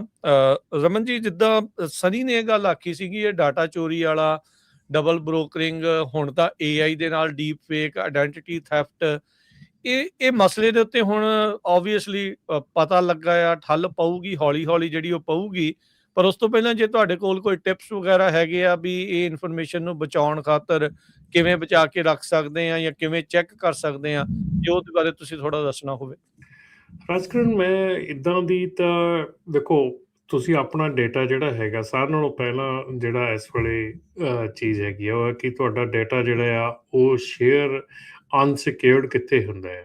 ਤੁਸੀਂ ਆਊਟ ਆਫ ਕੰਟਰੀ ਕਿੱਦਾਂ, ਤੁਸੀਂ ਜੇ ਕੋਈ ਕੰਮ ਕਰਦੇ ਹੈਗੇ ਉਹਦਾ ਬੈਕ ਐਂਡ ਆਫਿਸ ਆ ਜਾਂ ਕਿਸੇ ਦਾ ਬੈਕ ਐਂਡ ਆਫਿਸ ਆ, ਈਵਨ ਜਿੱਦਾਂ ਮੈਂ ਤੁਹਾਨੂੰ ਕਹਿ ਰਿਹਾ ਕਿ ਹੁਣ ਮੋਟਰਸ ਦੇ ਵਿੱਚ ਜਿਹੜੇ ਕੁਛ ਇੱਕ ਜਿਹੜੇ ਪਰਮਿਟਸ ਵਾਲੇ ਹੈਗੇ ਉਹਨਾਂ ਨੂੰ ਇਹ ਨੋਟਿਸ ਆ ਰਹੇ ਹੈਗੇ ਕਿ ਉਹਨਾਂ ਦੇ ਜਿਹੜੇ ਲੌਗਇਨਸ ਆ ਉਹ ਇੰਡੀਆ ਦੇ ਵਿੱਚ ਹੋ ਰਹੇ ਹੈਗੇ। ਆਈ ਨੋ ਉਹਦੇ 'ਚ ਤਰੀਕੇ ਹੈਗੇ ਇੰਡੀਆ ਦੇ ਵਿੱਚ ਜਾਂ ਬਾਹਰਲੀਆਂ ਕੰਟਰੀਆਂ 'ਚ ਤੁਸੀਂ VPN ਲਾ ਕੇ ਆਪਣੇ ਓਪਨ ਕਰ ਲੈਂਦੇ ਆ, ਸਾਰਾ ਕੁਛ ਹੁੰਦਾ ਆ, ਪਰ ਉੱਥੇ ਜਿਹੜੀ ਇਨਫੋਰਮੇਸ਼ਨ ਆ ਉਹ ਲੀਕ ਜ਼ਰੂਰ ਹੁੰਦੀ ਆ, ਕਿਉਂਕਿ ਸਾਡੀ ਜਿਹੜੀ ਇਨਫੋਰਮੇਸ਼ਨ ਆ ਪਹਿਲਾਂ ਜਿੰਨੀ ਇਨਫੋਰਮੇਸ਼ਨ ਕੰਟਰੋਲ ਪਹਿਲਾਂ ਸੀਗੇ, ਹੁਣ ਉਹੋ ਹੀ ਜਿਹੜੀ ਆ ਇਨਫੋਰਮੇਸ਼ਨ ਹੈ ਈਜ਼ੀਲੀ ਰੈਡਲੀ ਅਵੇਲੇਬਲ ਹੈਗੀ ਆ। ਸੋ ਸਾਰਿਆਂ ਨਾਲੋਂ ਜ਼ਰੂਰੀ ਇਹ ਹੈਗਾ ਕਿ ਆਪਣਾ ਡਾਟਾ ਜਦੋਂ ਤੁਸੀਂ ਸ਼ੇਅਰ ਕਰਦੇ ਆ, ਆਪਣਾ ਕੋਈ ਵੀ ਨੰਬਰ ਸ਼ੇਅਰ ਕਰਦੇ ਆ, ਕੋਈ ਵੀ ਚੀਜ਼ ਸ਼ੇਅਰ ਕਰਦੇ ਆ, ਤੁਸੀਂ ਕਿੰਨਾ ਸ਼ੇਅਰ ਕਰ ਰਹੇ ਆ, ਕਿੰਨਾ ਤੁਸੀਂ ਆਪਣਾ ਉਹਨੂੰ ਜਿਹੜਾ ਲੌਗਇਨ ਪਾਸਵਰਡਸ ਕੀ ਕੁਛ ਦੇ ਰਹੇ ਹੈਗੇ ਆ, ਈਮੇਲ ਦੇ ਲੌਗਇਨ ਪਾਸਵਰਡ ਕਿੰਨੇ ਕੁ ਦੇ ਰਹੇ ਹੈਗੇ ਆ, ਕਿਉਂਕਿ ਇਹ ਨਾਰਮਲ ਬਹੁਤ ਜ਼ਿਆਦਾ ਕੰਮ ਸੀਗਾ ਪਿਛਲੇ 5-7 ਸਾਲਾਂ ਦੇ ਵਿੱਚ ਕਿ ਆਪਣਾ ਲੌਗਇਨ ਪਾਸਵਰਡ ਦੇ ਦਿੰਦੇ ਸੀਗੇ। ਕੋਵਿਡ ਦੇ ਦੌਰਾਨ ਹੀ ਜ਼ਿਆਦਾ ਹੋਇਆ ਸ਼ੁਰੂ ਕੰਮ ਇਹ। ਹਾਂਜੀ, ਸੋ ਉਦੋਂ ਇਹ ਜਿਹੜੀ ਚੀਜ਼ ਆ ਇਹਦੇ ਉੱਤੇ ਬਿਲਕੁਲ ਰੋਕ ਲੱਗਣੀ ਚਾਹੀਦੀ ਆ, ਨਹੀਂ ਕਰਨਾ ਚਾਹੀਦਾ। ਤੁਸੀਂ ਹੁਣ ਦੇਖੋ ਮੋਟਰਸ ਦੇ ਵਿੱਚ ਇਹੋ ਹੀ ਚੀਜ਼ਾਂ ਜਿਹੜੀਆਂ ਹੁਣ ਉਹਨਾਂ ਤੇ ਜ਼ੋਰ ਦਿੱਤਾ ਜਾ ਰਿਹਾ ਕਿ ਪਰਸਨਲ ਡੇਟਾ ਜਿਹੜਾ ਆ ਉਹ ਸ਼ੇਅਰ ਨਾ ਕਰੋ, ਲੇਕਿਨ ਉਹਨੂੰ ਤੁਸੀਂ ਖੁਦ, ਕਿਉਂਕਿ ਹੁਣ ਦੇਖੋ ਹੁਣ ਪਰਸਨਲ ਤੁਸੀਂ ਕਿਸੇ ਨੂੰ ਲੌਗਇਨ ਪਾਸਵਰਡ ਦੇ ਕੇ ਕਰਵਾ ਹੀ ਨਹੀਂ ਸਕਦੇ, ਕਿਉਂਕਿ ਹੁਣ ਤੁਹਾਡੀ ਫੇਸ ਆਇਡੈਂਟੀਟੀ ਜਿਹੜੀ ਆ ਉਹ ਲੱਗਦੀ ਹੈਗੀ ਆ ਲੌਗਇਨ ਪਾਸਵਰਡ ਤੇ। So you cannot ask somebody ਕਿ ਮੇਰਾ ਕੰਮ ਕਰ ਦਿਓ, ਮੇਰਾ ਲੌਗਇਨ ਪਾਸਵਰਡ ਲੈ ਲਓ। ਸੋ ਇਸ ਕਰਕੇ ਜਿਹੜਾ ਸਾਰਿਆਂ ਨਾਲੋਂ ਜ਼ਿਆਦਾ ਵੱਡਾ ਕੰਮ ਆ ਰਾਜਕਰਨ ਉਹ ਹੈਗਾ ਕਿ ਸ਼ੇਅਰ ਤੁਸੀਂ ਕਿੱਥੇ ਕਿੱਥੇ ਤੇ ਕੀ ਕਰਦੇ ਹੈਗੇ ਆ। ਰਿਫਰੇਨ ਕਰੋ ਥੋੜਾ ਜਿਹਾ, ਕੋਸ਼ਿਸ਼ ਕਰੋ ਵੀ ਜਿਹੜਾ ਸੋਸ਼ਲ ਮੀਡੀਆ ਦੇ ਉੱਤੇ ਜੋ ਜਿੰਨਾ ਕੁ ਦੁਨੀਆ ਇਸ ਵੇਲੇ ਸ਼ੋਅ ਆਫ ਕਰਦੀ ਹੈ ਜਾਂ ਜਿੰਨਾ ਕੁ ਇਸ ਵੇਲੇ ਸ਼ੋਅ ਕਰਦੀ ਆ, ਉਹਦੇ ਵਿੱਚੋਂ ਵੀ ਬਹੁਤ ਚੀਜ਼ਾਂ ਜਿਹੜੀਆਂ ਆ ਉਹ ਬਾਹਰ ਜਾਂਦੀਆਂ ਹੈਗੀਆਂ। ਜਿਹੜੇ ਆਪਣੇ ਇਸ ਵੇਲੇ ਹੈਗੇ ਆ WhatsApp ਗਰੁੱਪਸ ਬਣੇ ਹੋਏ ਆ, ਉਹਨਾਂ ਦੇ ਵਿੱਚ ਇਨਫੋਰਮੇਸ਼ਨ ਜਿਹੜੀ ਆ, ਨੰਬਰਸ ਜਿਹੜੇ ਆ, ਉਹ ਜਿਹੜੀਆਂ ਚੀਜ਼ਾਂ ਹੈਗੀਆਂ ਬਹੁਤ ਜਲਦੀ ਜਿਹੜੀਆਂ ਉਹ ਚੋਰੀ ਹੁੰਦੀਆਂ। ਰਮਨ ਜੀ, ਆਪਾਂ ਇੰਸਟਾਗ੍ਰਾਮ, ਹੋਰ ਸੋਸ਼ਲ ਮੀਡੀਆ, ਟਿਕਟੌਕ ਤੇ ਡਿਸਪੈਚਿੰਗ ਕੋਰਸਿਸ ਵਾਲੇ ਜਿਹੜੇ ਖਾਸ ਕਰਕੇ ਮੁਲਕ ਤੇ ਬਾਹਰੋਂ ਆ, ਉਹਨਾਂ ਦੀਆਂ ਬਹੁਤ ਵੀਡੀਓਜ਼ ਜਿਹੜੀਆਂ ਉਹ ਆਉਂਦੀਆਂ ਆ, ਉਹ ਐਂਗਲ ਹੁਣ ਕੀ ਆ, ਉਹਨਾਂ ਦਾ ਕੀ ਬਣੂਗਾ, ਕੀ ਉਹ ਚੱਲਦਾ ਰਹੂਗਾ ਉਸੇ ਤਰੀਕੇ ਦੇ ਨਾਲ ਜਿਹੜੀ ਆਊਟ ਆਫ ਕੰਟਰੀ ਡਿਸਪੈਚਿੰਗ ਜਿਹੜੀ ਹੈਗੀ ਆ? ਨਹੀਂ ਜੀ, ਬਿਲਕੁਲ ਨਹੀਂ, ਉਹ ਜ਼ੀਰੋ ਵੈਲਿਊ ਹੈਗੀ ਆ ਜੀ, ਉਹਦੀ ਕੋਈ ਵੈਲਿਊ ਨਹੀਂ ਹੈਗੀ ਇਸ ਵੇਲੇ। ਹਾਂ, ਤੁਸੀਂ ਇਸ ਕੰਟਰੀ 'ਚ ਬੈਠੇ ਆ, ਤੁਸੀਂ ਇੱਥੇ ਇਸ ਕੰਟਰੀ ਦੇ ਵਿੱਚ ਲੀਗਲੀ ਤੁਸੀਂ ਇੱਥੇ ਡਿਸਪੈਚ ਕੋਰਸਿਸ ਜਿਹੜੇ ਵਿਦਨ ਦਾ ਕੰਟਰੀ ਹੈਗਾ ਜਾਂ ਵਿਦਨ ਦਾ ਕੰਟਰੀ ਕੋਈ ਪ੍ਰੋਵਾਈਡ ਕਰ ਰਿਹਾ, ਮੇਰੇ ਖਿਆਲ ਦੇ ਵਿੱਚ ਡਿਸਪੈਚ ਦਾ ਜਿਹੜਾ ਕੰਮ ਹੈਗਾ ਆ ਉਹ ਤੁਸੀਂ ਕਿਸੇ ਕੰਪਨੀ ਦੇ ਵਿੱਚ ਕੰਮ ਕਰਕੇ ਜਿਹੜਾ ਸਿੱਖ ਸਕਦੇ ਆ, ਉਹ ਕਿਸੇ ਵੀ ਡਿਸਪੈਚ ਕੋਰਸ ਦੇ ਵਿੱਚ ਨਹੀਂ ਸਿੱਖ ਸਕਦੇ ਹੈਗੇ। ਸੋ ਹੈਂਡਸ ਔਨ ਟ੍ਰੇਨਿੰਗ ਜਿਹੜੀ ਆ ਤੁਹਾਨੂੰ ਕਿਸੇ ਕੰਪਨੀ 'ਚ ਕੰਮ ਕਰਕੇ ਮਿਲੂਗੀ। ਤੁਸੀਂ ਜੇ ਖੁਦ ਟਰੱਕ ਚਲਾਇਆ ਹੈਗਾ ਤੇ ਜਾ ਕੇ ਕਿਸੇ ਕੰਪਨੀ ਦੇ ਵਿੱਚ ਐਜ਼ ਅ ਡਿਸਪੈਚਰ ਕੰਮ ਕਰੋ ਤਾਂ ਕਿ ਤੁਹਾਨੂੰ ਪਤਾ ਲੱਗੇ ਤੁਹਾਡੀ ਐਬਿਲਿਟੀ ਕੀ ਆ। ਬਹੁਤ ਲੋਕੀ ਜਿਹੜੇ ਆ ਇੱਦਾਂ ਦੇ ਆਨਲਾਈਨ ਕੋਰਸਿਸ ਲੈ ਕੇ ਸਿੱਖ ਕੇ ਮੁੜ ਕੇ ਫਿਰ ਉਹ ਆਲਮੋਸਟ ਧੱਕੇ ਖਾਣ ਵਾਲੇ ਕੰਮ ਹੋ ਜਾਂਦਾ।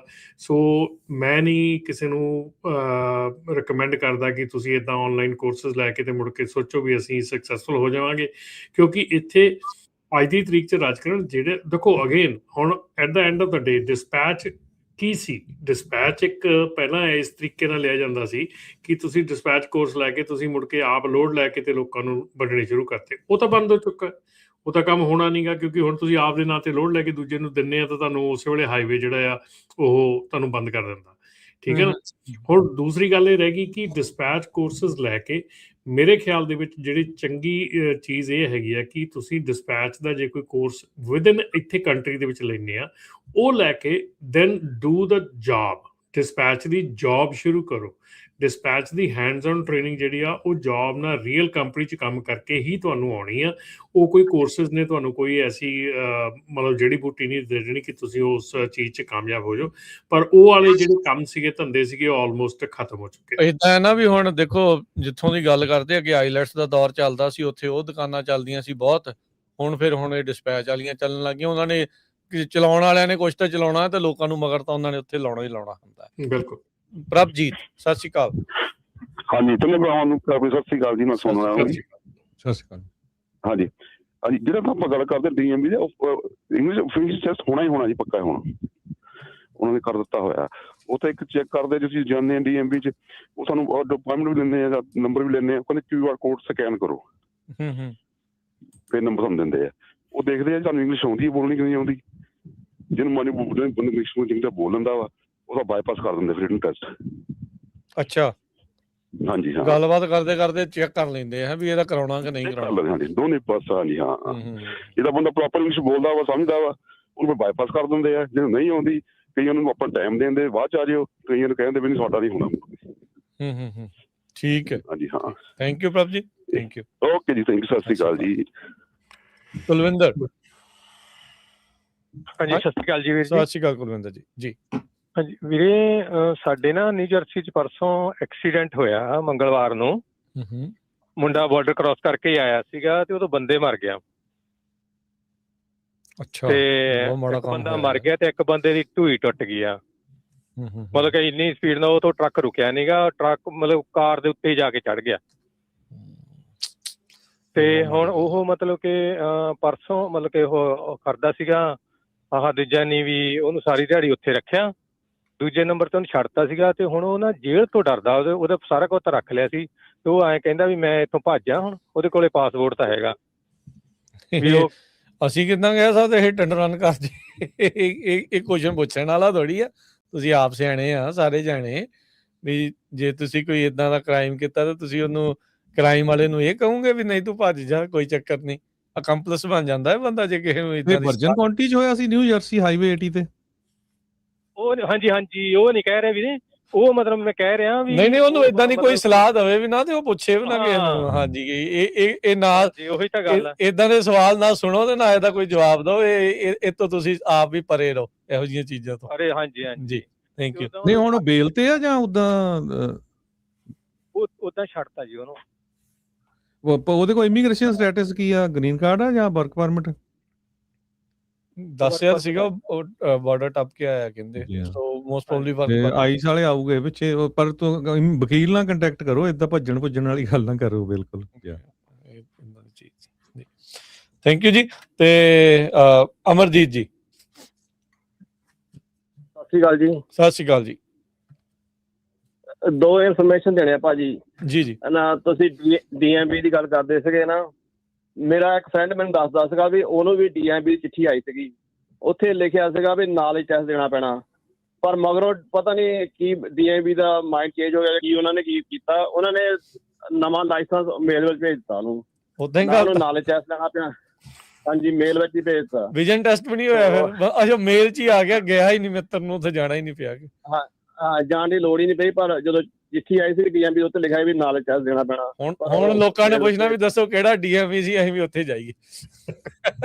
ਹਾਂਜੀ, ਦੂਜਾ ਇਨਫੋਰਮੇਸ਼ਨ ਭਾਜੀ ਨਾ, ਜਿੱਦਾਂ ਤੁਹਾਡਾ ਪ੍ਰੀਵੀਅਸ ਪ੍ਰੋਗਰਾਮ ਸੀਗਾ ਟਰੱਕਿੰਗ ਦਾ ਨਾ, ਉਹ ਗੱਲ ਕਰਦੇ ਸੀਗੇ ਜਿੱਦਾਂ ਯੂਜ਼ ਟਰੱਕ ਨਾ, ਜਿੱਦਾਂ ਹੁਣ ਘਰ ਵੀ ਬਹੁਤ ਸੇਲ ਤੇ ਲੱਗੇ ਆ, ਯੂਜ਼ ਟਰੱਕ ਵੀ ਬਹੁਤ ਸੇਲ ਤੇ ਲੱਗਣੇ ਆ ਨਾ। ਜੀ ਇੱਕ ਉਹਨਾਂ ਨੇ ਬਹੁਤ ਵਧੀਆ ਇਨਫੋਰਮੇਸ਼ਨ ਦਿੱਤਾ ਯੂਜ਼ ਟਰੱਕ ਪਰਚੇਸ ਕਰਨ ਨੂੰ, ਪਰ ਇੱਕ ਚੀਜ਼ ਉਹਨਾਂ ਨੇ ਮਿਸਿੰਗ ਸੀਗੀ, ਮੈਂ ਦੇਖਿਆ ਸੁਣਿਆ ਜਿੱਦਾਂ ਬਈ ਮੈਨੂੰ ਇੱਕ ਮਕੈਨਿਕ ਨੇ ਮੈਨੂੰ ਸਲਾਹ ਦਿੱਤੀ ਸੀਗੀ ਵੀ ਜਦੋਂ ਤੁਸੀਂ ਯੂਜ਼ ਟਰੱਕ ਲੈਣਾ ਨਾ ਉਹਦਾ ਡਾਇਨੋ ਜ਼ਰੂਰੀ ਕਰਾਓ। ਡਾਇਨੋ ਹੁੰਦਾ ਆਪਾਂ ਜਾਂ ਇੰਜਨ ਦੀ ਪਾਵਰ ਚੈੱਕ ਕਰਨੀ ਹੁੰਦੀ ਆ। ਕਿੰਨੇ ਘੋੜੇ ਆ? ਹਾਂਜੀ, ਜਿੱਦਾਂ ਜਾਂ ਓਰੀਜਨਲ ਲਿਸੇ 500 ਹਾਰਸ ਪਾਵਰ ਆ, ਉਹਦਾ 80% ਜਿਹਦਾ ਪਾਵਰ ਚਾਹੀਦੀ ਆ, ਜਸਟ 400 ਹਾਰਸ ਪਾਵਰ ਚਾਹੀਦਾ ਨਾ ਜੇ ਤੁਸੀਂ ਖਰੀਦਣਾ ਯੂਜ਼ ਟਰੱਕ 80% ਪਾਵਰ।